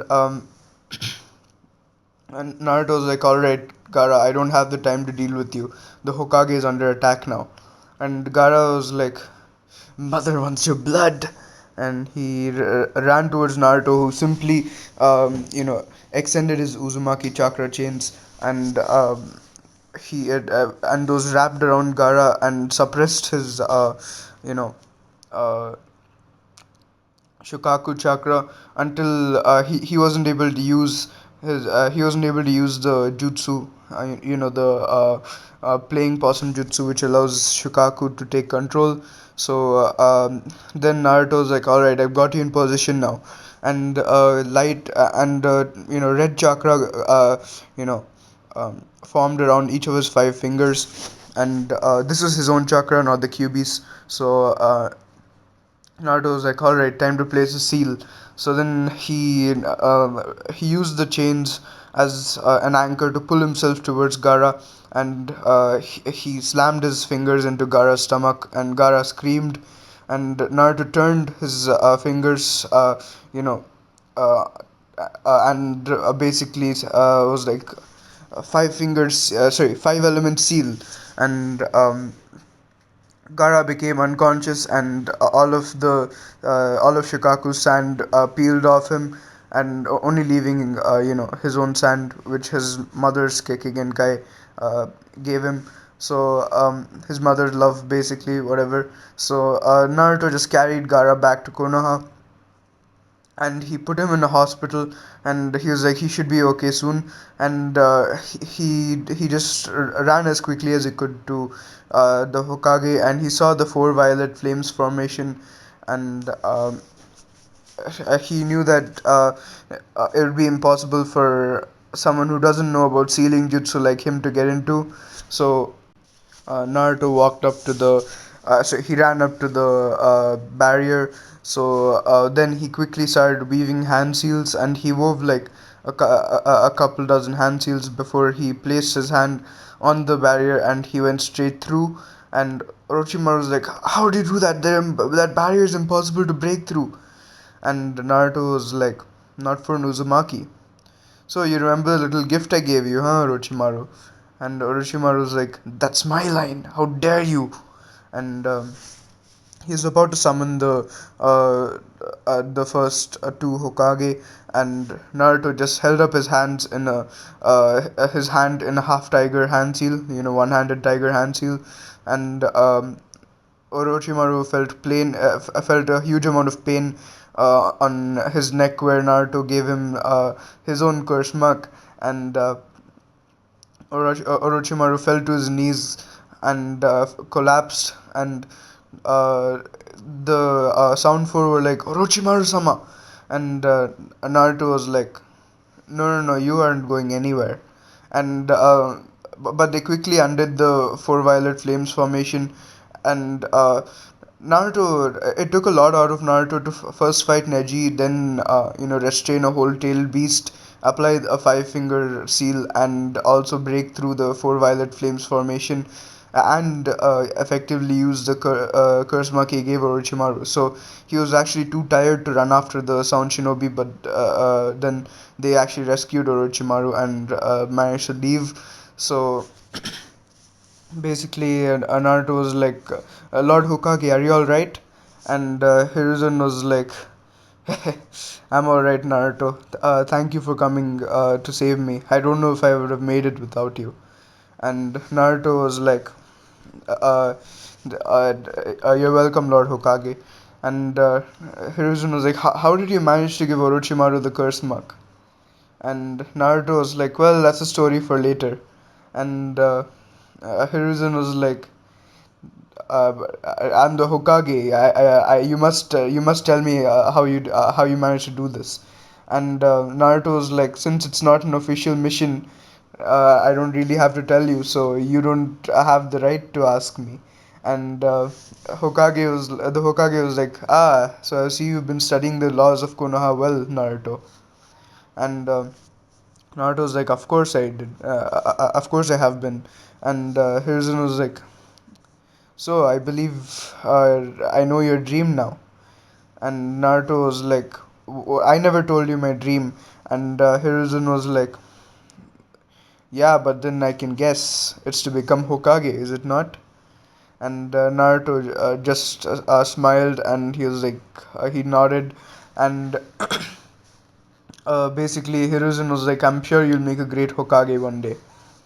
And then basically, Hiruzen and all of the chunin exams and all that stuff were stopped. And the Sand Village was forgiven because they're manipulated by Orochimaru. And Gara actually wrote a letter of apology to Konoha. And he thanked Naruto for fixing his seal on the way. And Naruto was like, he talked to Gara in private, and he was like, "Listen, Gara, I know how it is like to live like to live as a Jinchuriki. All the people in your village try to kill you, and they always try to outcast you. Is that right?" And Gara nodded. And Naruto was like, "Well, the best thing for a Jinchuriki is to find people who he can trust, who he or she can trust, and find people to protect. That is what makes a Jinchuriki live a happy life." And Gara was like, "But I don't have people to protect." And Naruto was like, "How about your siblings, for example?" They seem to care a lot about you, but then till now you have been blind to their love and support for you. And Gara gasped, and he was like, "Thank you, Naruto, for opening my eyes." And Naruto was like, "No problem. If you want, I'll be your first friend."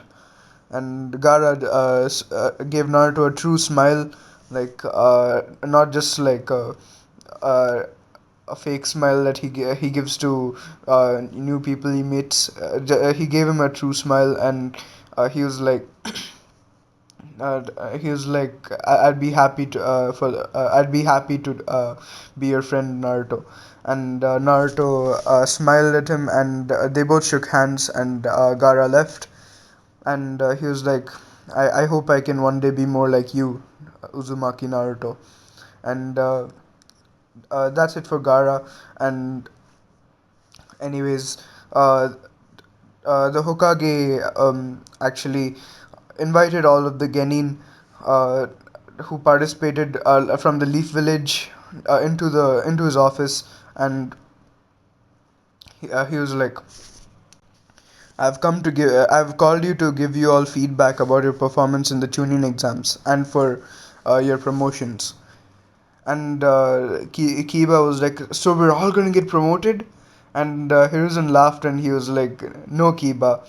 Only a couple of you will be promoted, but then uh, I have feedback to give all of you about your performance." And everyone were eager, and everyone were hoping that they would get promoted. And he was like, I'd like to first start with Team 10 and work my way downward." And everyone nodded, and he was like, "All right, first of all, in Team 10 we have Choji Akimichi." "Choji, I can still sense a lot of hesitation whenever you try to attack your opponent. I understand that you're a very kind hearted person, but then this hesitation can cost the lives of your teammates one day on a mission. So, this is why you will not be promoted to chunin. But first, I hope you can get a better control over your emotions and understand what is important to you." And Choji nodded, and Hiruzen was like, "Alright then, next, Ino Yamanaka. You are a strong willed kunoichi and you are well versed in your clan techniques. However, you lack fighting skills, and this is something that is highly expected for a chunin, and any chunin, regardless of their role in a team, must know some fighting ability. Even the taijutsu, even if it's only taijutsu. I understand that the thing that's holding you back is your fangirl mentality. Yes, I won't sugarcoat it. Feelings towards your peers are all right, but then I hope they don't get in the way of your career as a kunoichi." And Ino solemnly nodded, and Hiruzen was like, "For this reason, I won't be promoting you to Chunin." And Ino just nodded and took a step back. And then he turned to Shikamaru, and he was like, "Shikamaru Nara, you're a highly intelligent individual, and this intelligence shone through during your fight with that sand genin Temari. You are also well versed in your clan techniques, and you have fairly decent taijutsu. You also seem to have the leadership which is required of a chunin, and the only thing that's holding you back from rising to even greater heights is your laziness. I hope you can keep your lethargy in check, even though it does seem to be a clan inherited trait. Because if you don't train to become stronger, your team could be put on serious danger during a mission. Because especially as you rise through the ranks of being a ninja, you'll soon start facing opponents who you can't counter with intelligence alone. However, I feel like the skills you have right now uh, fit the expectations of what it takes to become a chunin. So for this reason, Shikamaru Nara, I'll be promoting you to chunin. Here's your vest and your badge." Shikamaru bowed to the Hokage, and he took the items, and he stepped back, and you know Hiruzen was like, "All right, now for Team 8. First, I'll be starting with Shino Aburame. So, Shino is a shinobi who Shino, you are a shinobi who fights with cold hard logic, and you consider every single possibility of what can happen in a match. Very similar to Shikamaru, which also leads me to understand that you're highly intelligent.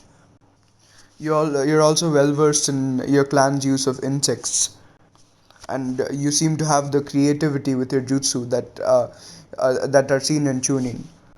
You're also respected among your peers, and people value your opinion, and you do have what it takes to become a good leader. However, the only issue is that you don't voice your opinion enough. While you might be a slight introvert, it is important that a chunin can speak confidently. However, with a little bit of work, I believe that you will be ready to become a chunin. So, for this reason, I will be conditionally promoting you to a chunin, and I will be sending you on a few missions to see how it goes. After 3 months, I'll make my decision on whether I want to keep you as chunin or not.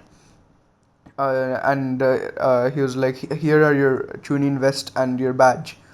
And Chino took them and bowed, and he was like, Hiruzen was like, "Next, I would like to move on to Kiba Inuzuka. Kiba, you are well versed in taijutsu and your clan's secret jutsus, especially in identifying people based on their smell. This would make you a great tracking shinobi, and you have also been sent on several tracking missions because of this reason. And I speak for your entire team. However, even though this is true, you tend to be reckless and act without thinking. These qualities are severely uh, can severely impact the success rate of your missions. Even though you have the confidence it takes to become a chunin, you still need to develop your intelligence and learn to analyze situations well before you jump into them. For this reason, I will not yet be promoting you to chunin. Slightly saddened, Kiba bowed his head and took a step back. And then next it was Hiruzen was like, "Next, I want to speak to Hinata Hyuga." And by the way, guys, Hinata put up a much better fight against Neji this time because she isn't that timid little girl she used to be.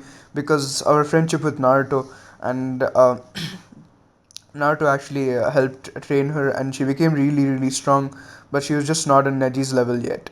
So, anyways, uh, Hiruzen looked at Hinata and was like, you have grown from that timid shy girl I used to know to an exceptional shinobi. You are proficient with the use of your clan's gentle fist, and you have even invented a few of your own jutsus. Your academy reports and the way you handled your fight against Neji suggest that you are really intelligent. However, you are just outmatched by Neji's power. Even though you got eliminated in the preliminaries, I would still like to promote you to Chunin because you have worked on your weaknesses, and you have become a highly formidable gentle fist user. And you also seem to have a very sharp mind, which is befitting of a Chunin. So for this reason, I will promote you to Chunin. And he was like, "Here's your vest and badge." And Hinata went and collected the vest and badge. And then Naruto was like, "Now finally, Team 7." And Team 7 stepped forward, and Hiruzen was like, "First, I'd like to speak with Sasuke Uchiha." And Sasuke stepped forward, and Hiruzen was like, "Sasuke, I have no doubt that by raw power, you are a Chunin level, maybe even Jonin level. However, even though you are highly intelligent, you let your arrogance get in the way of rational judgment. While according to Kakashi's reports, this is becoming an increasingly rare occurrence, which I'm really happy about. You still have a few ego issues that you need to work on, Sasuke. I understand that you are an Uchiha and you are expected to be treated like an elite. However, even though there are some people who worship you for being an Uchiha, in the real shinobi world, It makes no difference whether you're an Uchiha or not. If you're too weak to face off against an opponent, the opponent will kill you and your team indiscriminately. And Sasuke nodded, and Hiruzen was like, and also, since you were late for the tuning exams, this will not be tolerated. If you were to be, if you were to become a chunin and you were late on a mission, it could end up, you could end up with your entire team losing their lives. And Naruto asked, was like, Lord Hokage, can I please speak? And the Hokage was like, yeah, sure, Naruto. And Naruto was like, how come you claim that Chunin shouldn't have the habit of being tardy? However, Kakashi is a Jonin, and he is still late by several hours to several of our meetings. And Hiruzen chuckled, and Sasuke, smirked a little bit, and Hiruzen was like, Kakashi only has that habit when he's not on a mission. However, when he is on a mission, he is always on full alert and he is always on time. Naruto just nodded, and Kakashi kind of deadpanned at what Naruto said, and Hiruzen was like, anyways, Sasuke, for all those reasons, I cannot promote you to Chunin. And Sasuke just nodded and stepped back, and then Hiruzen was like, next, I would like to speak to Sakura Haruno. Sakura stepped forward. Sakura, I understand that you have been training for the 2 weeks before the Chunin exams and the entire month during the preliminary and the final round of the Chunin exams. However, you should have taken your training seriously from a much earlier age. However, not unlike Ino, you let your fangirl mentality get in the way of your career of being a kunoichi. However, it is better late than never that you actually started training, and I was told by Kurenai and the medical nin team that you are actually showing good results in what you were learning. And also your display against the sound genin was also very impressive, and those skills barely qualify you to be a chunin. However, despite yourself being very smart according to the academy reports, on missions I was told that you always tend to follow whatever Sasuke tells you, always abandoning rational thought in favor of what Sasuke tells you. This fangirl mentality really has to change, Sakura, in order for you to get anywhere in your ninja career. Because by being a fangirl, you're not only holding yourself back from your true potential, but you're also holding Sasuke back as you're boosting his ego. And Sakura understood the implications of what she had been doing, so she nods and she bows and takes a step back. And Hiruzen was like, finally, Naruto Uzumaki. Naruto, you have shown skills that are that only elite Jonin possess, maybe even Sanin. And if it weren't for one thing, I would promote you to Jonin straight away. And he was like, "Do you know what that is?" And Naruto was like, "What is it?" And Hiruzen was like, "You always have the tendency to play with your opponents before finishing them off." And Naruto nodded, and Hiruzen was like, even though I understand that can be fun for you, Naruto, that is a bad habit, and it can jeopardize your missions in real life. If an opponent that you face is stronger than you, and you try to toy with him or her, it could endanger the lives of everyone on your team. Uh, However, you do seem to be extremely intelligent for your age, and you do still seem to make a very tactical moves. So, for this reason, I will be promoting you to Chunin. And Naruto nodded his head, and he took a step back. And Sasuke kind of glared at him in jealousy, seeing how Hiruzen had complimented him, and uh, basically Hiruzen was about to dismiss everyone until Guy's team came bursting into the Hokage office, and Guy was like, Sorry we're late, Lord Hokage. We just finished our mission. And Hiruzen was like, it's alright, guy. Um, would you like to allow your team to stand in line with these genin so I can give them their feedback as well? And Guy was like, yes, Lord Hokage. I'm sure my team has shown you the power of their youth. And Hiruzen just chuckled and basically Shikamaru turned to their team and he was like, by the way, Neji Lee, I've been meaning to ask you, how come Karin isn't on your team? Why is Tenten there instead?" And uh, Neji and Lee, and basically Guy responded by telling Shikamaru that Karin had actually already qualified for chunin, and she had,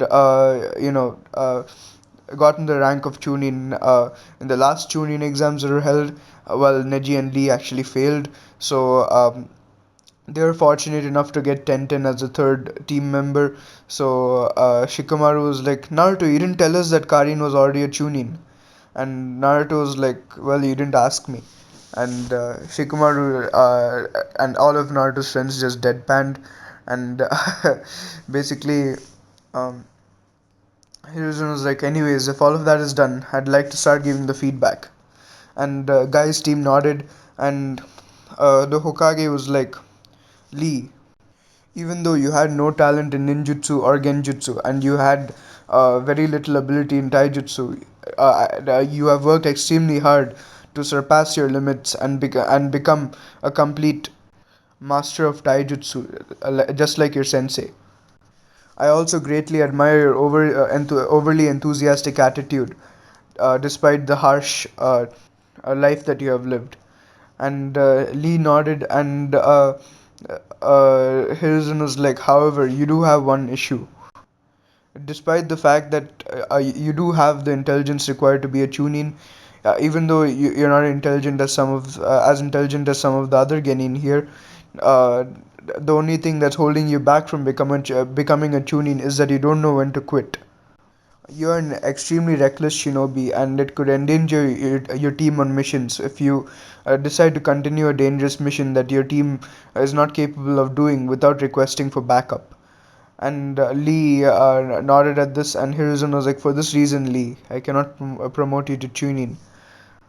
And then Lee took a step back, and Sasuke actually noticed that Naruto flinched when Hiruzen said reckless to Lee. And then Sasuke was like, I wonder why. And basically, Hiruzen then turned to Temari and he was like, now. Sorry, to Tenten, and he was like, alright, Tenten.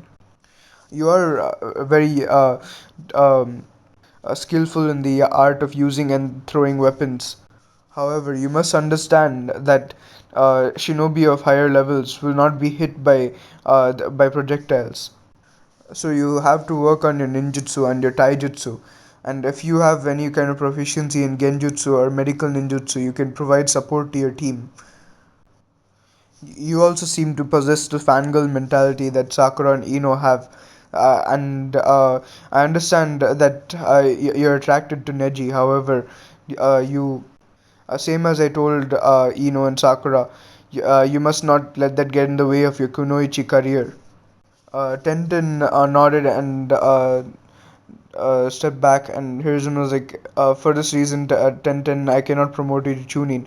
And he was like, alright, now Neji Hyuga. Neji stepped forward, and Hiruzen was like, Neji, your skills are almost at the level of a Jonin, and you are highly intelligent as well, making tactical decisions. However, as seen in your fight against Naruto, you didn't have enough control over your emotions, and I understand that you had a bad past. However, most of the genin here had a bad past as well, or should I say, a few of the genin here.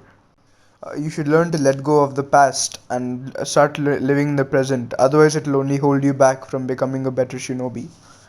Neji just nodded, and Hiruzen was like, for this reason, I cannot promote you to Chunin. And Neji stepped back. So Hiruzen was like, uh, Alright, now all of you may leave except the four Kunoichi. And everyone left, and Sakura was like, Lord Hokage, what do you want? Like, what would you like us to do? And Hiruzen was like, I just want to give you all a wake up call. This fangirl mentality seen in several Kunoichi make enemies underestimate Kunoichis in teams. This is why several shinobi tend to believe that male shinobi are stronger than female shinobi. However, you can use that assumption to your advantage and become strong enough to be on an equal footing with your other two teammates. Hinata seems to have already understood that long before I gave you all the speech. However, the rest of you three must gear up and start taking your training a lot more seriously.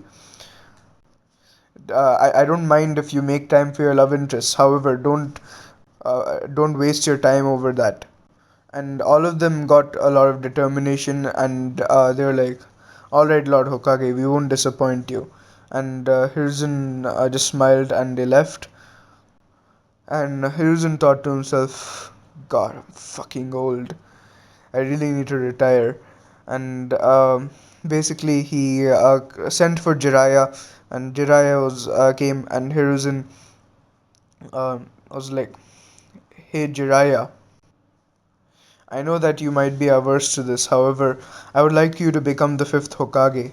And Jiraiya was like, yeah, Sensei, you know I cannot do that. I have a spy network to take care of. Hokage is in the position for me. And Hiruzen was like, but I want to retire. I'm already getting very old, and my battle with Orochimaru has become a wake up call for me that I need to pick a younger Hokage who has more stamina and can outlast enemies better. And Jiraiya was like, here's a thought. Why don't we try to find Tsunade and ask her to become the Hokage? And Hiruzen was like, but she left the village a long time ago. And Jiraiya was like, I know she still carries love for the village. However, it just brings her back painful memories. I'm sure I can I can convince her. Just give me a week. And sorry, he was like, just give me 2 weeks. And Hiruzen was like, all right, Jiraiya, I'll give you 2 weeks. And Jiraiya smiled. He gave him a cheeky smile, and he leaped out of the window. And Hiruzen was like, God, he never uses the door. And he just shook his head and returned to his paperwork. And basically, uh, Jiraiya went, and he saw Naruto just hanging out with all of the genin, like all of the old genin. And he was like, Naruto, may I borrow you for a moment? And Naruto was like, sure, Pervy Sage. And Jiraiya was like, where did that come from? And Naruto was like, I just came up with it at the spur of the moment. It kind of suits you, you know. And Jiraiya was like, Pervy Sage and that verbal tick.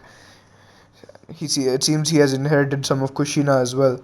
And he just laughed to himself, and he was like, uh, all right, Naruto. So I'd like you to come with me on a special mission to find the next Hokage. And Naruto raised an eyebrow, and Jiraiya was like, uh, the old man wants to retire. And Naruto just nodded. And meanwhile, the other Genin were wondering, I wonder what that Sanin wants with Naruto. I wonder what's so special about Naruto that the Sanin wants him. And Sasuke was getting more and more jealous of Naruto. And Naruto forgot to reseal the curse mark after all the events took place. So, anyways, he went with Jiraiya, and basically then Itachi and Kisame actually attacked the village, like right after, like a few hours after Naruto and Jiraiya left. And uh, they both still ran into the Jonin, and they fucked up Kakashi. And Sasuke actually overheard from a bunch of Jonin conversing with each other that Itachi had come to the village, and he had you know p- uh, hospitalized Kakashi, and he also heard that they were looking for Naruto. And Sasuke was like, "Oh no, Naruto's going to be in danger. Itachi's going to come." And then basically Itachi and Kisame were on their way to Naruto and Jiraiya, and they were both residing in a hotel at that time, and uh, basically Jiraiya still went after that woman who was under the genjutsu. And first Naruto didn't think much of it, but then when he went back to his apartment, he was like, "Wait, I felt some strange chakra around that woman. Was she in a genjutsu?" But right as he was about to go out, he heard a knock on his door, and he was like, "That can't be good." And he basically sensed two extremely strong chakra signatures, and one was extremely sinister. And basically, he was like, "All right then." And then he quietly made a shadow clone, and he leapt out of the window to alert Jiraiya. And the shadow clone opened the door, and Itachi was like, "Naruto, we want you to come with us." And Naruto was like, "For what?" And Kisame was like, "For the Nine Tails." And Itachi was like, "Kisame, stop giving out information about what we want." And Kisame was like, "Gah, sorry, Itachi." And he was like, "Should I slice off the brat's legs so he can't move?" And Itachi was like, "That won't be necessary." And basically, Kisame was like, "It's all right. I'll just do it. We don't want him running away on us." And Itachi just sighed, and Kisame used his Samehada, and he chopped the legs of the Shadow Clone, and and basically the clone poofed, and Kisame was like, "Damn, that brat tricked us." And Itachi was secretly smiling at this because he found it pretty funny. And then, since he was actually not on Akatsuki's side, so anyways, now, by this time, Naruto had actually alerted Jiraiya about the situation, and Jiraiya quickly dispelled the genjutsu of the woman, and the woman went back to her. He laid the unconscious woman on a bench, and she went back to her, you know, day-to-day stuff later.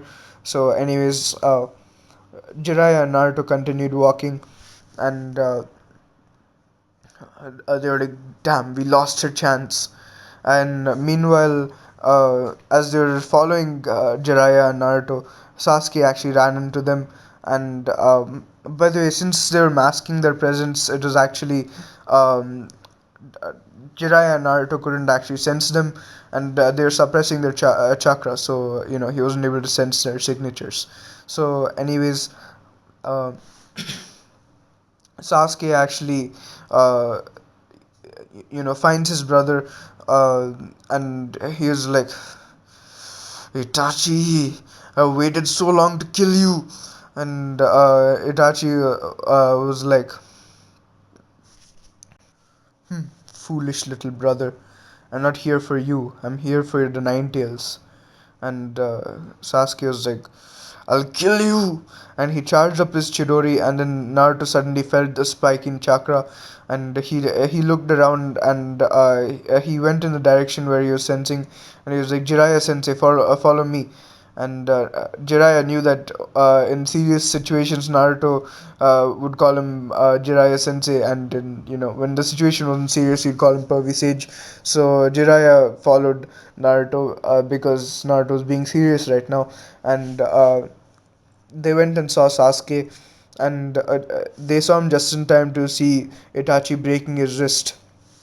And Naruto saw Itachi's eyes go into the Mangekyo, and he knew he was about to use the Tsukiyomi and Sasuke, because Naruto did his research and he knew about Itachi's Tsukiyomi.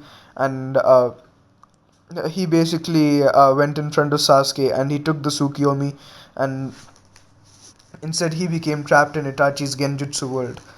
And Naruto was like, I don't care what you're gonna do to me here. I just have to tell you one thing, Itachi. And Itachi was like, what's that? And he held off on stabbing Naruto, and Naruto was like, don't make Sasuke hate you anymore. And Itachi was like, why would you ask me that? And Naruto was like, do you really expect me to believe that you left Sasuke alive for no reason? That it was just a waste of time to kill him. You killed several Uchihas, even children and elderly people. Wouldn't it have been a waste of time to kill them as well? And Itachi was like, I only left Sasuke alive because he has the potential to give me the eternal Mangekyo Sharingan. And Naruto's like, Itachi, we both know that's not true. Your father had the Mangekyo Sharingan as well, and you could have taken his if you wanted the eternal Mangekyo Sharingan. I know that isn't your goal. And Itachi was like, you know about my father's Mangekyo? That's supposed to be a secret. And Naruto was like, well, I was actually training around the Uchiha compound that time, and I was near the shrine where you both were reading the stone tablet, and I saw, I felt the a change in chakra in your father's eyes, and Itachi was like, Itachi was absolutely dumbfounded, and he was like, I guess I can't make any more excuses to you then. And then he told Naruto all of the circumstances of his departure from the village, and you know, uh, Naruto felt really sad about what Itachi had to go through, and he actually a tear slid down his cheek, and he was like, Itachi Uchiha, you're truly an honorable shinobi. And Itachi was like, "It's strange to be told that by someone 5 years younger to me. However, I appreciate it. Thank you." And Naruto was like, "Anyways, besides that, now let's talk about Sasuke. I know that I know the details about what you told Sasuke that day. He actually told me what you said. Did you not understand the implications of what you said to him?" And Itachi was like, "It all made sense in my head. Sasuke would hate me, and then one day he would come and find me and kill me, and he'd become a hero of the Hidden Leaf." And Naruto was like, Itachi, Sasuke is a flight risk. You know how eager he is to catch up to you. He's currently frustrated at the rate he's progressing in Konoha, and he has also developed a high amount of arrogance and ego, thinking he is above everyone else. He's the type of shinobi who wants shortcuts to gaining more power. And if you give him a more reason to hate you, then he might run away from the village and seek power with Orochimaru. And Itachi was like, "Where did Orochimaru come into play here?" And Naruto was like, "He gave Sasuke a curse mark. However, I overrid it with my own curse mark, but then I didn't get a chance to activate it, so I believe that some of Orochimaru's influence might have gotten into Sasuke." And Itachi clenched his jaw and he was like, "Damn it." Anyways, thank you for telling me this, Naruto. However, I must torture you in this to make sure that my spy work isn't that my work as a spy can be completed. And Naruto was like, "I understand, Itachi. Do what you have to do." And Itachi, put Naruto in that Tsukiyomi for 72 hours, and at the end, Naruto was unconscious. However, due to the QB healing him and due to his own high reserves of chakra, he was able to get up like an hour later to see Sasuke and Jiraiya both sitting and looking at him. And Sasuke was actually in tears, and he was like, "Naruto, you took that Tsukiyomi for me." And Naruto was like, Sasuke, till now I never noticed how much your hair looks like a duck's rear end.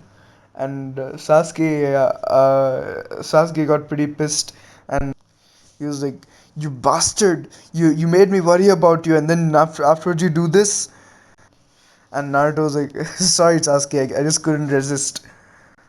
And Sasuke just punched Naruto, and he basically hugged him.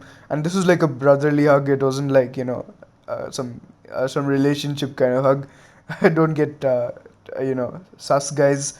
Um, you know, there's nothing sus going on. So, anyways, um,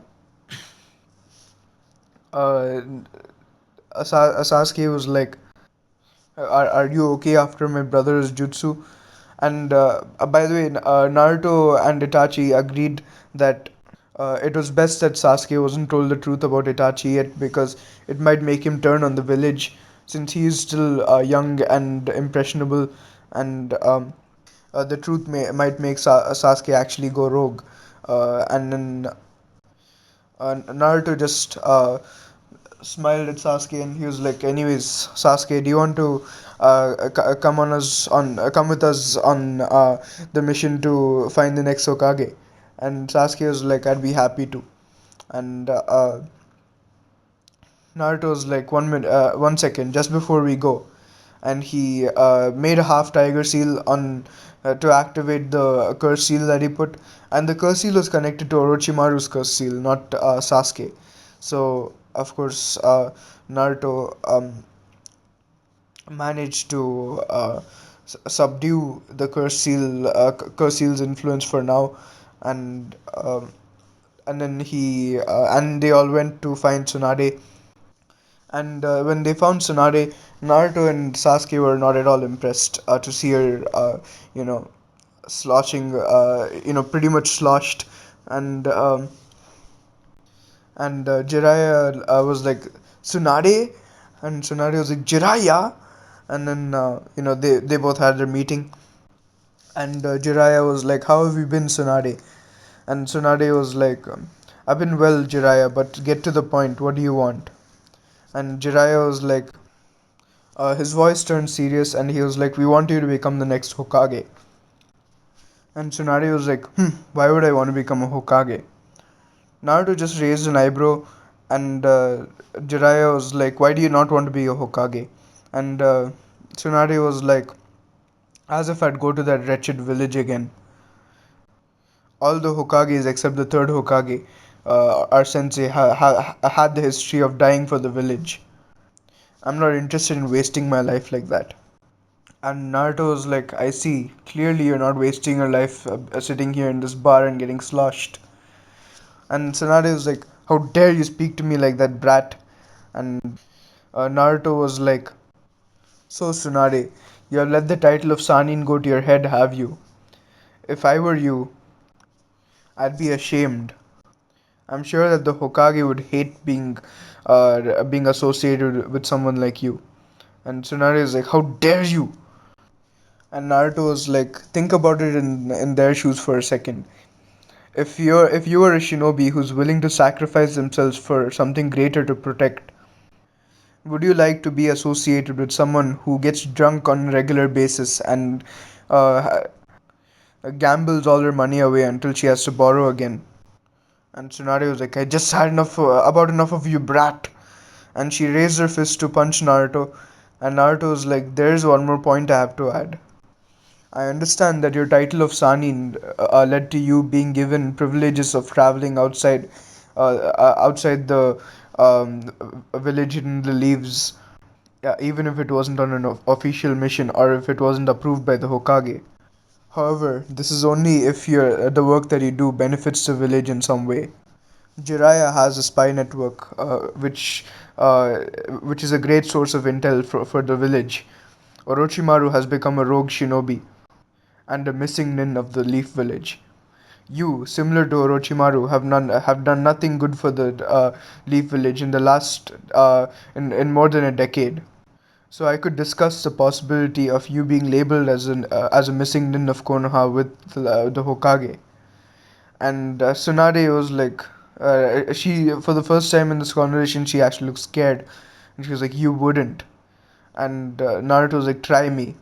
And Tsunade and Jiraiya was like, "Brat, what are you doing?" And Naruto's like, trust me, Jiraiya sensei. And Tsunade was like, you can't. And Naruto was like, and who's going to stop me? You. And Tsunade was like, yeah, you bet I am, you brat. Let's take this outside, you and me. And Naruto was like, sure. And Jiraiya was like, you know that you don't have any hope of taking on Tsunade, don't you, Naruto? And Naruto was like, you haven't seen every trick I have up my sleeve, Jiraiya sensei. And Jiraiya was actually kind of intrigued by this, and he decided to watch. And so was Sasuke. Sasuke was also really intrigued, and the fight started.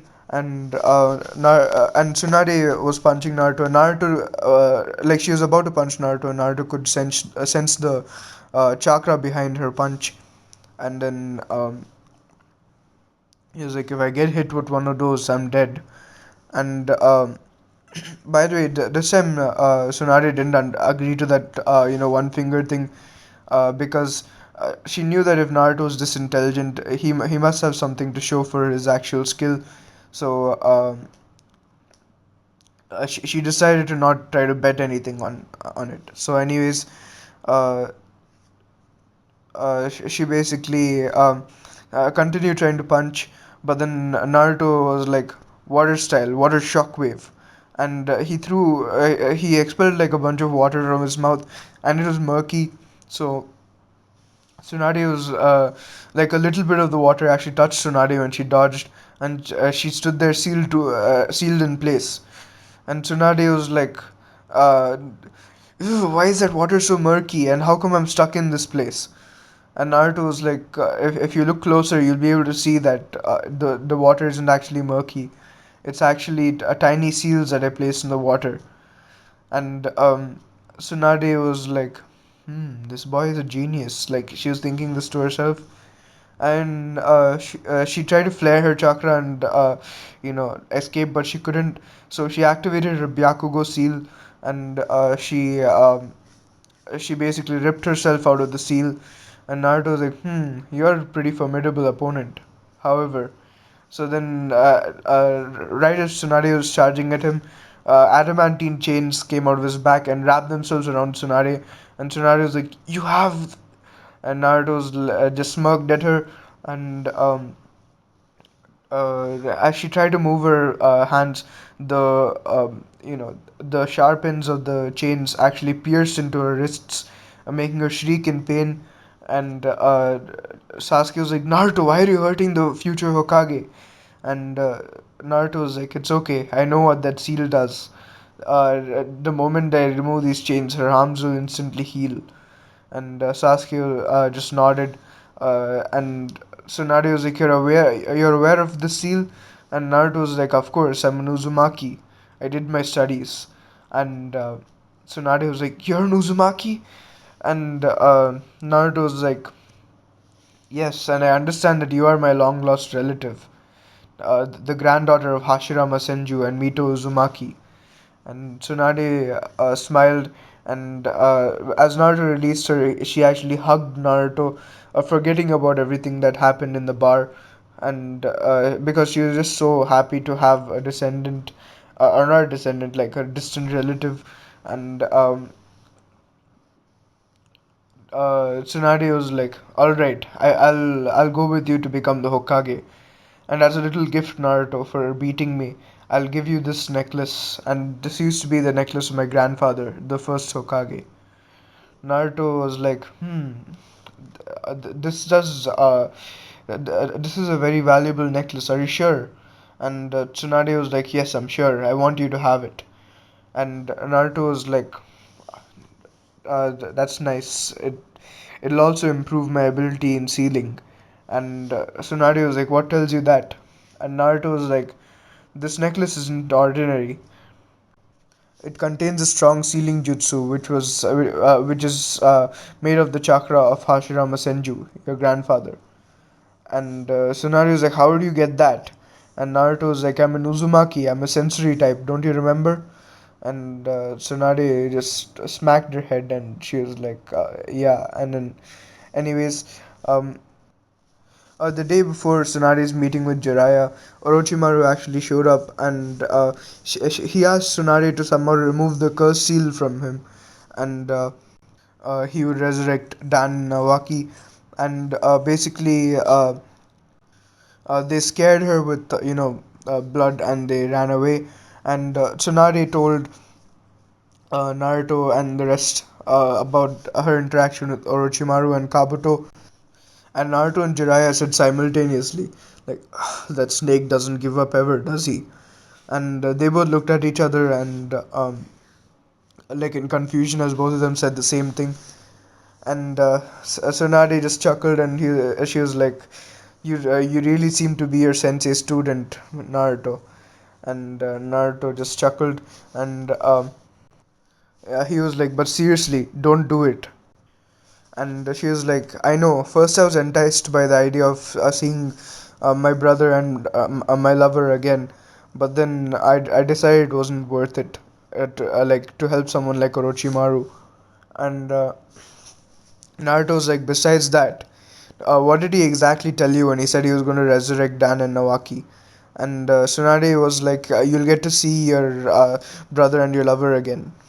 And Naruto's like, knowing this is Orochimaru, he'd probably try to use your brother and your lover to attack you and kill you, so that you'd metaphorically meet them. And Tsunade was like, why wasn't I intelligent enough to figure that out? And Naruto just shrugged, and Tsunade still had the same interaction with Orochimaru, but then this time she didn't drug Jiraiya. So Jiraiya was still able to fight, and when Naruto saw Orochimaru, he was like, Orochimaru was like, "Curse you, brat! Why did you have to be here?" And Jiraiya and Tsunade were both extremely shocked that Orochimaru was so scared of Naruto, and Naruto was like, Orochimaru, I encourage you to escape from here before we take you custody. And Orochimaru was like, Kabuto, we cannot take them, run. And reverse summoned back to her hideout. And Kabuto was preparing to do the hand signs before Naruto kicked him out of the way, and he um, held up his hand in a half tiger seal so that he could actually paralyze Orochimaru. And Tsunade and Jiraiya saw this happening, and they're absolutely shocked. And basically, Kabuto was like, Lord Orochimaru! And Orochimaru was just unconscious. And Naruto was like, how do you like it when other people use curse marks on you, Orochimaru? Stupid snake. And Orochimaru was just unconscious, and Kabuto, he quickly made a snake summoning, and he quickly blitzed and grabbed Orochimaru, and he went in the snake and reverse summoned. And Naruto was like, I bet that's not the last we'll see of them. And Tsunade and Jiraiya were like, I didn't know that you scared Orochimaru that much, Naruto. And Naruto was like, well, all you have to do to scare him is place a curse seal on him. And Jiraiya and Tsunade were laughing at the Uno reverse card that Naruto played on Orochimaru, and they all went back to Konoha and with Sasuke. And on the way, Naruto and Sasuke shared, their losses with Tsunade, and Tsunade was really sad, and she was also impressed that they, didn't give up, or, didn't become bitter like how she did after the death of her loved ones. And anyways, everyone greeted Jiraiya, Naruto, and Sasuke on retrieving the Hokage, and mostly the civilians were impressed with Sasuke and Jiraiya, and they just thought that Naruto was just to tag along. But then it was actually Naruto who did most of the work. But Naruto didn't really care about what the civilians thought about him, because he knew he had friends now. So he didn't care. He didn't give two shits about what the civilians had to say. So, anyways, now Tsunade is made the Hokage, And that's where I'll be leaving it off for today, guys. Like and subscribe to my channel if you enjoy this video, and share this with your friends, and comment your thoughts about this video and any ideas you have for me to do in the series, and comment down your future ideas for what ifs to do on this channel. And thanks for watching, guys.